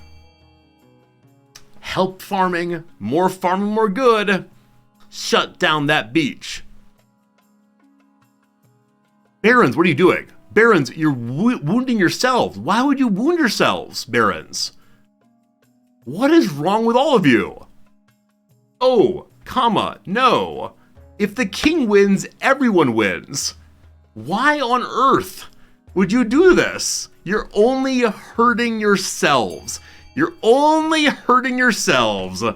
Mulpug, you might be right. There's no winning for old Resorty here. You're with me? Thank you, Mastodon. Mastodon, Frozen Canadian, Shiny Bauble, Grok, and Petrius. You five are the correct people here. We could have a nice, stable life. But no, you've chosen chaos this day. Avolo. Why'd you choose chaos? So, the beach is open. You're helping the patricians, really. What's wrong with you all? Ignoring advice from various grizzled fishermen, I decide to keep the beach open. Coastal tourism cannot be allowed to suffer. Just wait and see. After eating a few more peasants, the shark will get bored and swim away. Alas, Noble Patrician's Windy First Son's prediction doesn't come to pass. More and more people vanish from the beach, leaving nothing but red circles in the water. Why do we even have nobles if you're not going to protect your peasants? What's next? Will you round them up and have a blood sport? Ugh. Soon enough, nobody dares to visit. There's catastrophic decline in tourism, and as more sharks gather, the fish stocks dwindle too. Patricians, look at what you've done. You've destroyed your trade, you've destroyed your farming. What is wrong with you? And for what? To embarrass your king? You've only embarrassed yourselves. Alright. Though, it's time to talk about bees. Not the sharks, maybe into bees. Your Majesty, I must speak to you at once. The beekeepers in the march have become emboldened. They see the kingdom's support in the endorsement of their beliefs. Bee leaves? The High Inquisitor betrays no hint of emotion. They've become obsessed with bees, Your Majesty. They formed their own traditions and ceremonies with honey, hooded robes, and dancing. It must be stopped. Why? Dancing is fun. Dance like bees. It's lovely. These farmers speak of death, Your Majesty, and the coming harvest. They speak of golden tongues and blood running like honey. This is nothing more than a cult, yet the barons are more than tolerating it. This isn't a cult, it's merely quaint rural traditions that are making divine honey. My friends, what are we gonna do? What are we gonna do to respond to the crisis of bee dancing? So, we could demand the cultists ban the hives and go back to church. Possibility of more faith. We could send the military, burn the hives. Or we just stay out of it. Just stay out of it. If we do that, nothing's good for us. No goodness at all.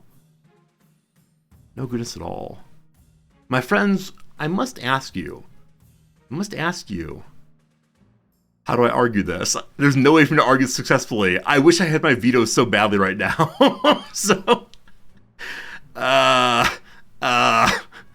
Alright, so I burned my veto earlier on something that I didn't especially want, but it was not disastrous. Hello, Kibbs, thanks for the resub. It's none of your business. None of your business. Yeah. Okay. I think you're all right. I think you should vote C, absolutely. Vote C. Vote C. We should let the march do what they want to do. Voting C is the way to go. Let's vote C. Let's vote C. Let's vote C. Vote C. Vote C. Oh, that's great. You're absolutely right. Voting C is the way to go. Leave the march alone. Leave the march alone. Counselors, you have better things to do than this. What are you doing, counselors? You're wasting your time arguing about bees? What you should be worried about is your stability. What you should worry about is your farms. What's wrong with you all? Oh, I thought that might work. That did not work, unfortunately. All right, so we're going to stop the joyful honey you all have loved such a long time. Goodbye, bees. Goodbye, bees. You're forcing religion on people? You absolute monsters. Absolute monsters. All right, you stayed out of it. No business of the council. Yeah. Not your business. This is an attack on the Church of the Ninth. She storms in the council halls, fist clenched. A few days later, you hear her inquisitor traveling up and down the realm, accusing me and the council of heresy.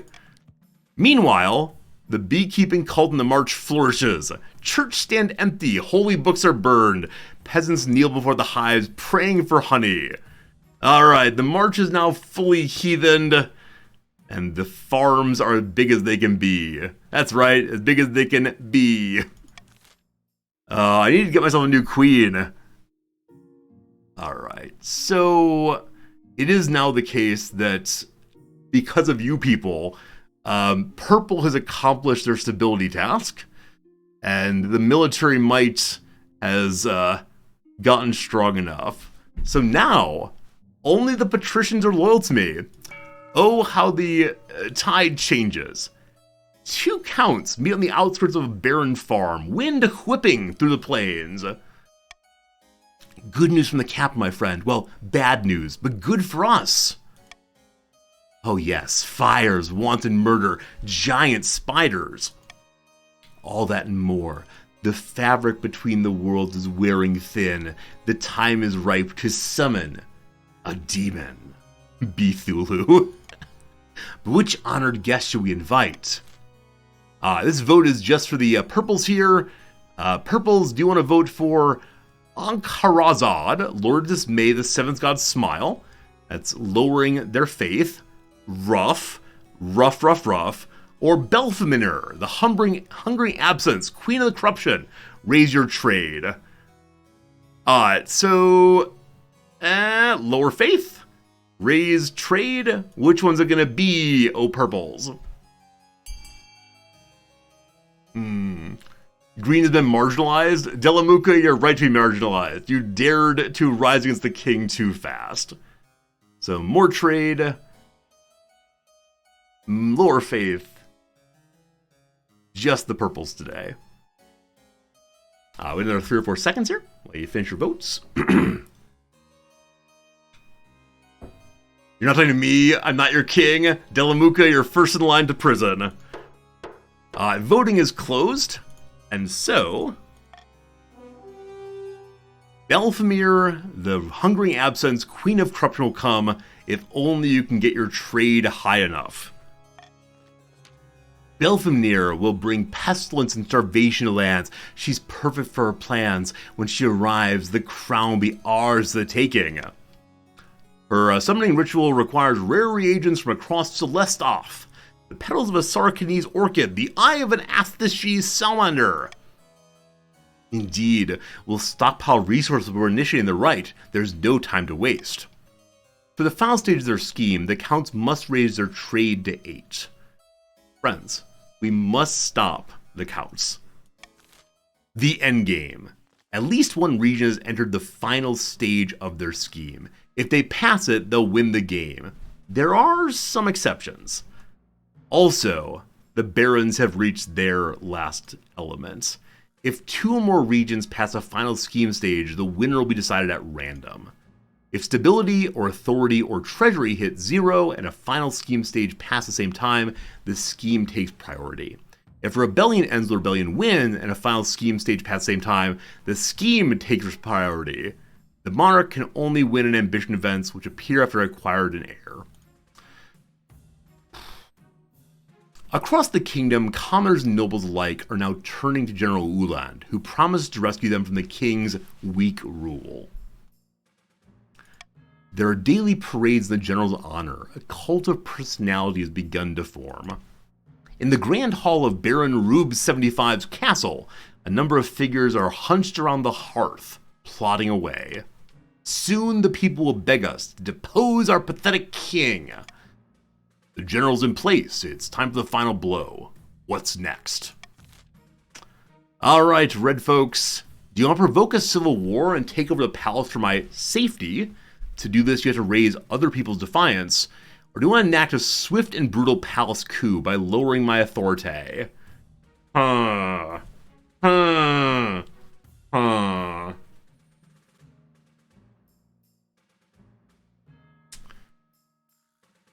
so looks like authority is going away. For a little moment there, I thought, I'm actually going in a good direction. Things are working out very nicely. Now I've got some concerns. Looks like the barons may end up winning this one. And like I said before, it seems that the state you're in when the vote happens is really, really important. So earlier, for instance, the farming got really high on the barons. I wonder if they could have had an event that says, get your farming to 10, and then good to go.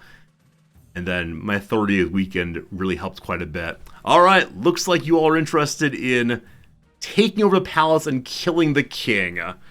Rough. So if you just accomplish this one, lower the authority, then you will win. Brutal and efficient. I believe the general will be happy with that. What are we waiting for? Let's go! Not just yet. The king's grip on the kingdom is loosening, but it must be weak enough to allow the general inside the palace. For the final stage of the scheme, the barons must lower authority to 1 or less. So Mopa, guys, notice that also. How do you get chat against chat instead of everyone ganging up on me? This is the last goal. So the barons will win if they lower authority by 1. The patricians win. Sorry, the counts win if they get their trade up to 8, I believe it was. And then, you know, the patricians dared to revolt against me.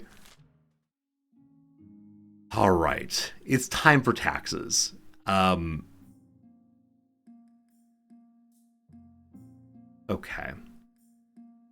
So we see that the majority of the rich folks are the barons. And the ones with 2100 money have not played at all, I'm pretty sure. So I think it's actually the case that the active red people don't have money. Your king loves you all equally. Your king's on board with each and every one of you. We tax everyone equally. Thank goodness. Thank goodness. That's nice. That's nice, isn't it? It's nice. We have 2 missions and a horrible haunting that way. First things first, beloved ambition. Your Majesty, the common folk are swayed as easily as a dandelion in a gale. I'm confident we can make them adore you. This will be the biggest public relations campaign the kingdom has ever seen. You'll tour the kingdom giving speeches. Town criers will declaim great deeds from every corner.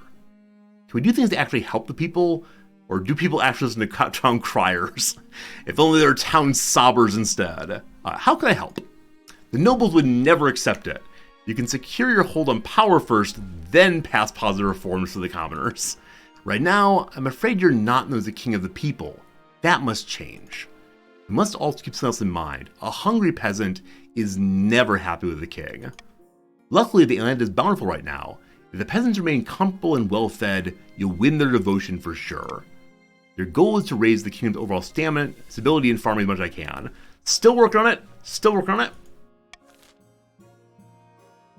Alright. I worry a laughing stock is I make a fool of myself and lower my devotion, or my authority. We'll see. Your Majesty, the acclaimed playwright Reginald Sullivan has written another smash hit. All the theaters in the capital are showing it nightly. Awesome! So do I. So does everyone. The problem is, the new play features a character who's obviously based on you. Oh no, is the king a fool? The character is played by a professional clown named Biffo. At one point, a bucket of custard is upended over his head as he sits on the throne. Oh, can't the king insist that he enjoys the humor? I enjoy the humor. Your Highness, peasants and nobles alike are watching the play. The theaters are packed. You must put a stop to it. You simply cannot be known as King Biffo. So I can arrest a playwright, I can ban it entirely, or I can show up. I'm hoping by showing up and being a good sport, our authority will go up. I worry that people will point and laugh. I'm going. A shocked silence in the theater as heralds announce your arrival. You wave from the royal box as the actors stare up at me, clearly horrified. The show must go on! The play begins. Soon enough, the Clown King arrives on stage, comedically tripping on his own robes. They somehow found an actor who looks just like me. Endless humiliations are heaped on this honking, squeaking parody. Finally, the play concludes with the custard-drenched king handing his crown to the deserving hero. All eyes turn on you. How do I react? I go on the stage. The actors shrink away from me. The audience are deadly silent. Everyone's terrified of what I'll do next. It was hilarious. I loved it. I enjoyed it. Because of my bountiful and beautiful realm, you all are able to make jokes at anyone. The authority of that king is not my authority. Well done. Clap, clap. The audience break out into relieved cheers. The actors bow before me, weeping in gratitude. Good guy Resorty works it out again. Authority up by 1, stability up by 1. Thank goodness. After that, the whole capital can talk about nothing but your good humor and mercy. That's right, chat. You all are quite pleased. I have good humor. I have mercy. Maybe we should go ahead and unban everyone we banned in the past week. There've been a few people. Is it time to unban people? What are you all doing booing? Why are you booing? No, I'm your king. I'm a good guy. Oh. All right, last one for now. A horrible haunting in the east. During a meeting with the council nobles, a commotion erupts as Countess Arctic Wolf lets out a piercing scream. By Zinnia's ashes! Drakov's bones! It's here! It's here! She faints away, falling to the ground with a crash. By the ninth god, get some water? She'll be fine, or why is she blabbering? I'm a nice guy, let's get her some water. A servant runs for water and holds it to Arctic Wolf's mouth. I thought I'd be safe from here, but unfortunately, when we built that prison on my land, some manner of specter was disturbed, and has made me its target. Alright, I don't believe in ghosts for sure, but we'll humor her for now.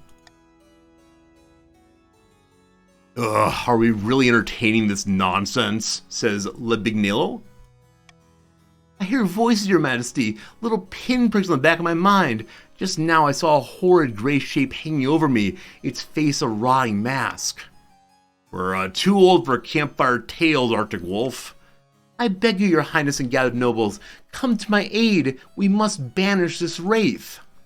Alright, we gotta do some voting once again, my friends. Jack, thank you so much for the 70 total months of Tier 3 subbing. It's awesome to see you. Thank you for supporting Ye Olde Stream, and I hope you have a really, really good day. So, my friends, should we send an Inquisitor, changing faith, 10% chance, research the land, do some science, or ignore the situation, everything will be fine. So you have 10% chance of exorcism, research the land which prison's built, or ignore it. Wouldn't it be fun to do research? Wouldn't it be a really, really good time to learn about what's happening in our realm?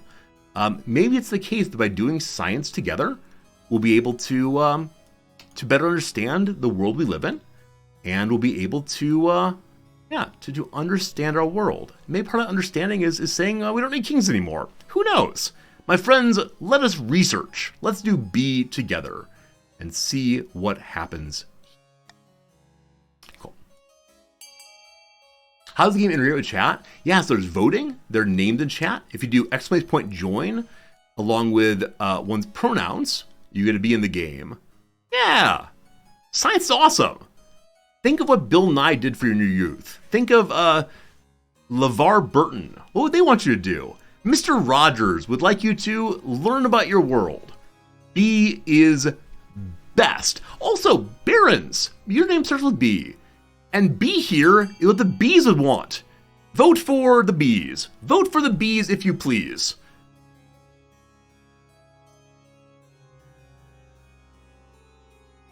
Exactly, Jack. Let's do it at the beginning, though.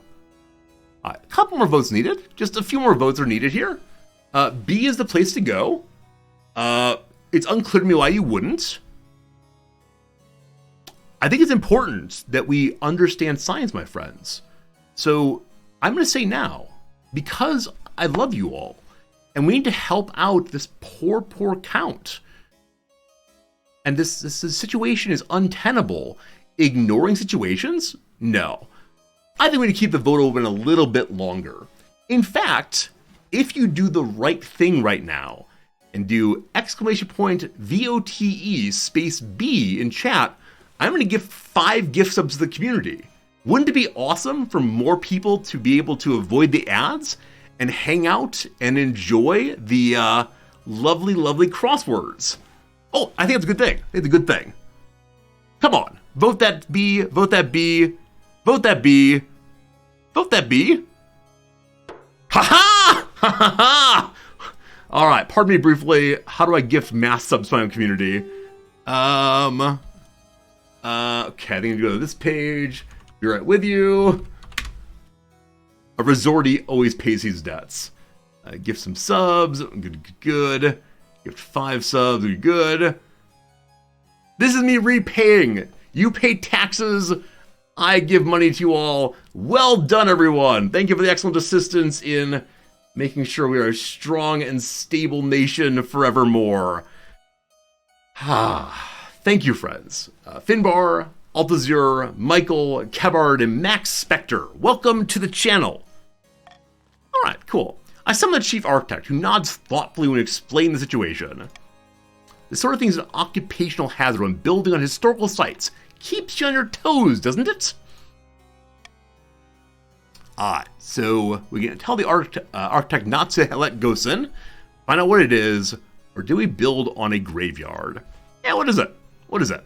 Of course, Your Majesty. I'm sure it'll be easy enough to sort out. He hurries off to Quail University to delve through the records. I can only hope Arctic Wolf's troubles do not get worse between now and then. If I waited for a few more votes, I could have got my stability gain, but I was worried that you all would unify against my bribery, so I'm going to end it when I end it. Alright, it is time to change the laws once more.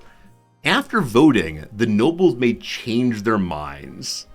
Or, if you vote where I want you to vote, you gain some money. Or, 500 treasury if you vote for my pick. If not, I lose treasury. Huh.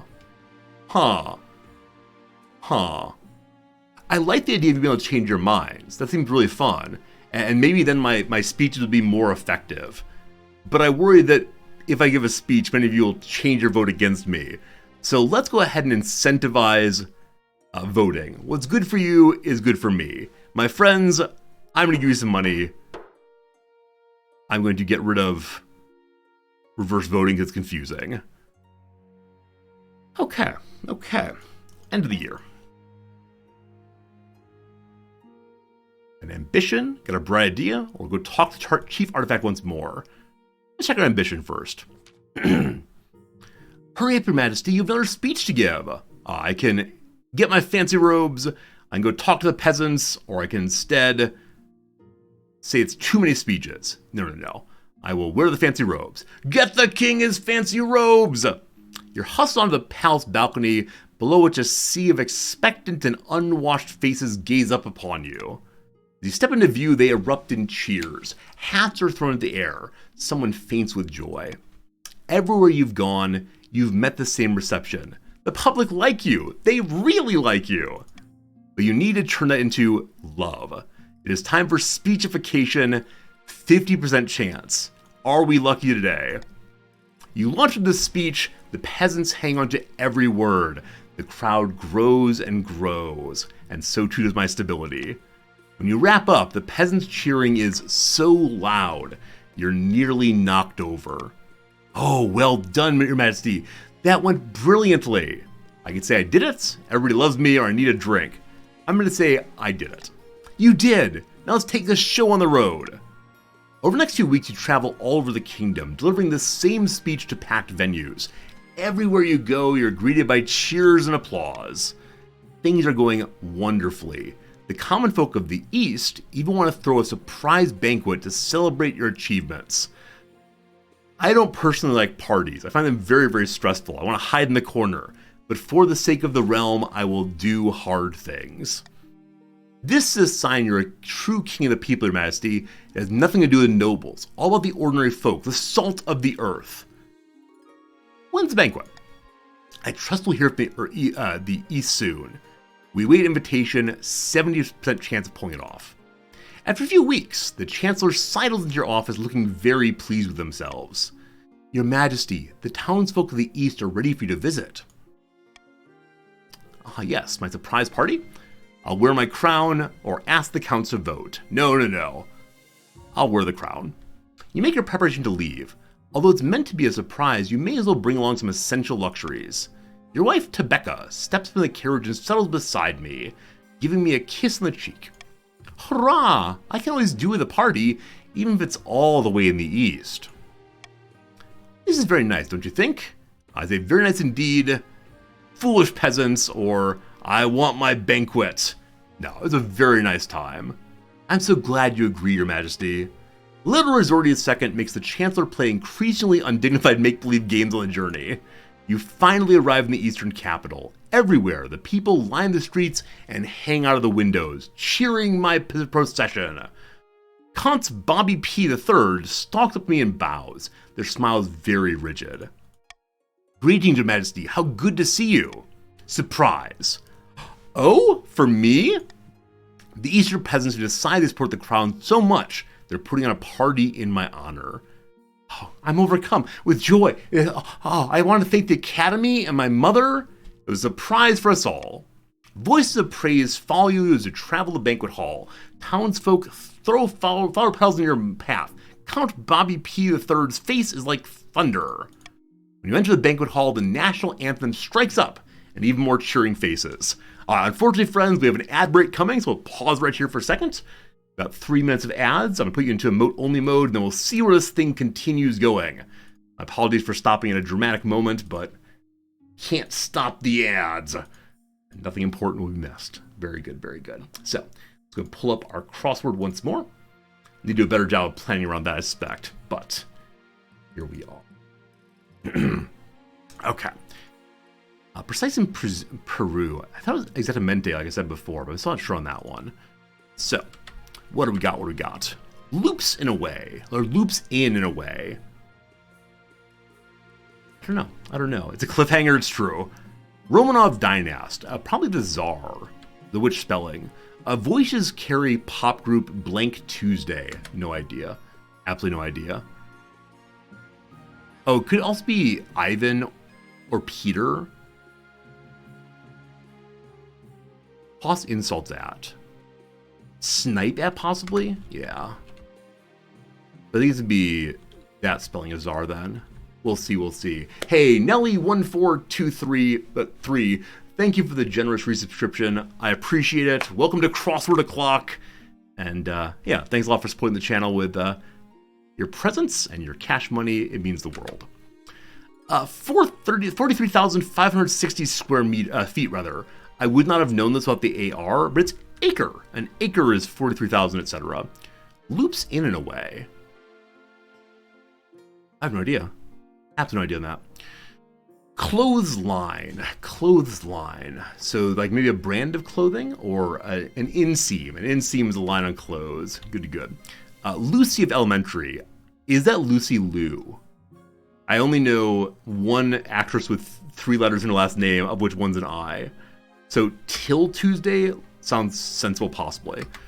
Letters between names could be AKA. Okay, skydiving event. Parachute. What? Parachute jump, maybe? Okay, so we have rat, six, and jet. These are all words so far. Schlocky stuff is kitsch. Mitch here. A small amount of seed money. That's a microloan. Good. Ride hitching fish. No idea. Holy Trinity member. The Father, Son, and Holy Ghost. Bottom line amount is one's sum. Is precise exacto or exacta, possibly? Oh, there's a fish called a remora. I actually don't know if it's called remora or remora. I don't know what it does, but it's a fish's name, so maybe that's right. Buffers. Oh! So, buffers can mean like polishers. I saw Poli and then Polish. People who buffer or buff things are polishers. Good. God in Rastafarianism. It's Jah, I think. I'm not certain on that, but I think so. Curses. Foo, possibly, like fiddlesticks. Tell me. No idea. Spaceship Earth theme park. It's Epcot. It could be Phi as curses instead. So Epcot, never been to it, but it has that giant circle thing or sphere thing. Card worth 4 points in bridge. Probably Ace. I don't know that for sure, though. Fall Out Boy genre is emo. Peace in the Middle East. The word shalom means peace. Cambodia neighbor. Probably Laos. $10 worth of quarters. That's a roll of quarters for sure. And Mr. Blue Sky Group is, I love that ELO. So pretend like we belong here is act as usual. Wait, something's wrong. It should be usual. Act. Wait, how's usual spelled? This is usual. Act. What am I missing? Wait, sorry spell that. Act casual. Got it. CC's is the loop in, right? CC on an email. Act casual. Good. Sorry, took a while to get that. My apologies. Safety devices in some kitchens. Something lock possibly. Not sure what though. Part and 4-part harmony. Alto is one of those parts, I believe. So double A, organization founded by Ethel Percy Andrus. Is that the AARP? Ethel sounds like an older person's name, so I'm going to say the AARP, American Association for Retired People. Maybe. Tell me, I'm all ears. Bauxite and hematite are ore. We know that from our, what's it called? From our adventures with dwarves in Dwarf Fortress. Okay. Flying Solo, haha, uppercase S, that's Han Solo. A Glass Onion star Janelle, is it Monet spelled that way? I'm not sure on that spelling. 23 across his realm. Well, the Tsar ran Russia. Travel the world with one bag, and what can be found in the puzzle's circled clues? Oh, it's not Jet Set. So, art or rat?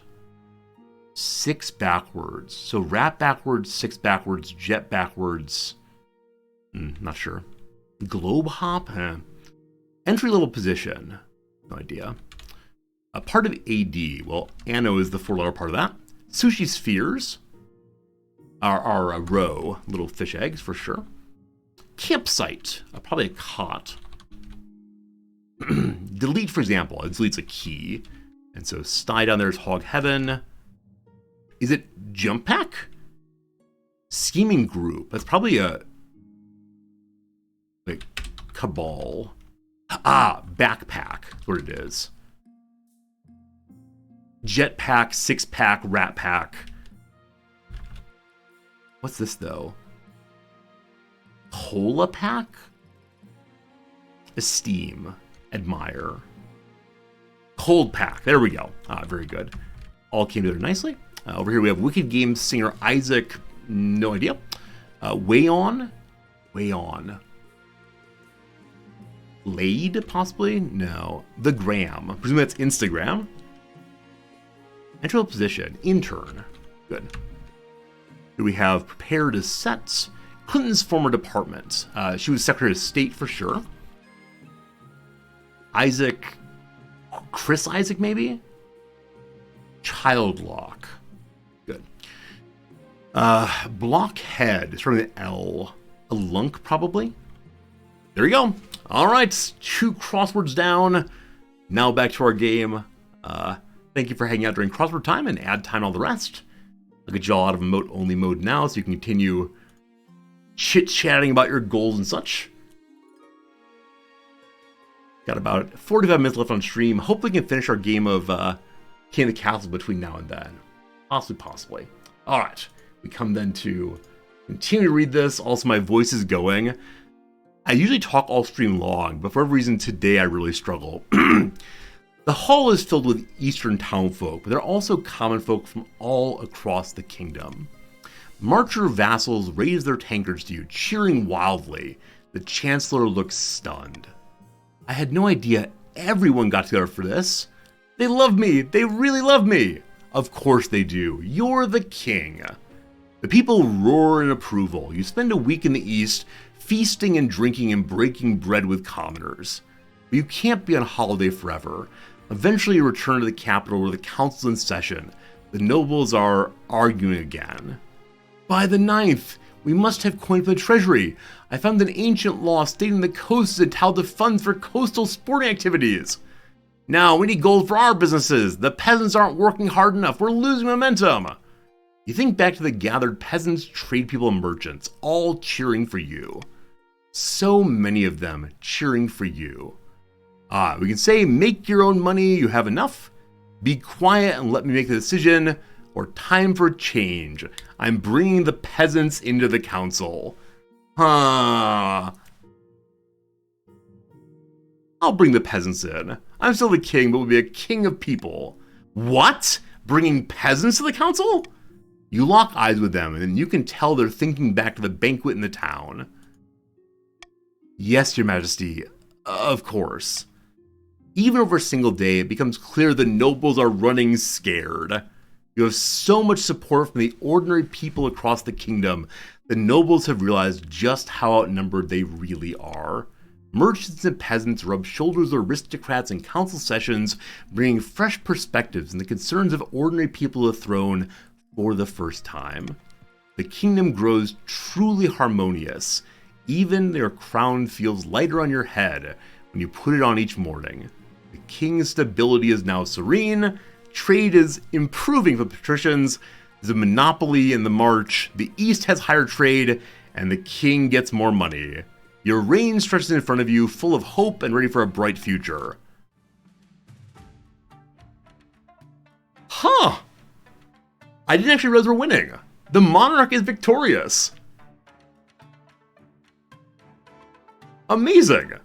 So I wonder if it's the case that after a certain number of rounds in which people haven't accomplished things, if I automatically win. I don't know. Rushing to complete the scheme, the counts attempted their blood ritual too early. The summoned demon escaped their control and slaughtered dozens, including Aurel and Count Jassawald. The patricians failed to turn the kingdom's debts against it, and the moment had passed. Ever practical, they set about collecting interest and hoarding wealth, waiting for time to scheme once more. The barons withdrew support, and the wave of pop momentum behind General Uval, is it Vland or Uland? I'm saying Uland, petered out. They're soon just another bitter old soldier, ranting that they could have been the monarch. It's nice to be loved, especially when you're loved by an entire kingdom. King Rizordi rode a surge of public adoration for another 15 years of carousing, feasting, and popular reform, which were promptly undone after his passing, but the peasants thought it was nice while it lasted. Continue on. Uh-oh. You win if you get both dice rolls in the ambition event correctly. Got it. Oh, there it is, okay. Monarch stats. Monarch.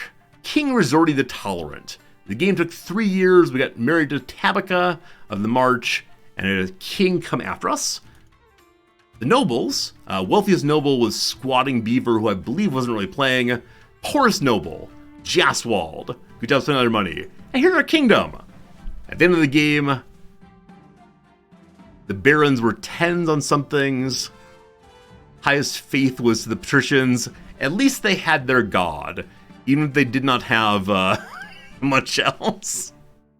That was fun. That's a really fun game. It's hard to keep all of the things in mind. It's hard to keep in mind everything you're trying to do. But GG, well played. Hope you enjoyed it. Excellent. You now continue a game. Completed games create new saves, where you continue the story of your dynasty. Your second game includes dynasty events, which continue the story of previous events. Your nobles will return to previous regions and keep their wealth. Amazing. So, I was only planning to play this for just today. I was only planning to do the one playthrough, but I don't know. What do you think? Is it worth playing again in the future? I expect it's the case that as we all learn a little bit more about the game, we'll all be better players together. I feel like I got incredibly lucky at certain points there. The game's fun on stream. It's a great game. 10 out of 10. Awesome. We're playing again? Cool.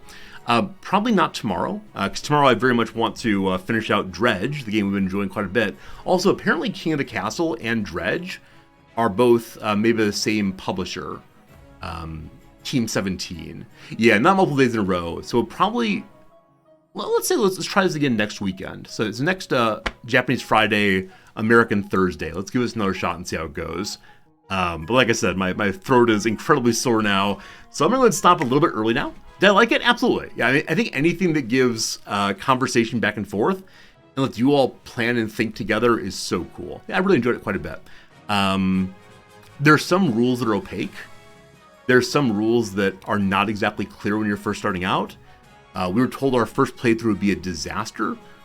This because we didn't know the rules. And it worked out okay. I really like that I can give speeches that might sway some of your votes. That's really fun. Anyway, I'm going to take off now. I'm going to go print out an exam and hope my students do well today.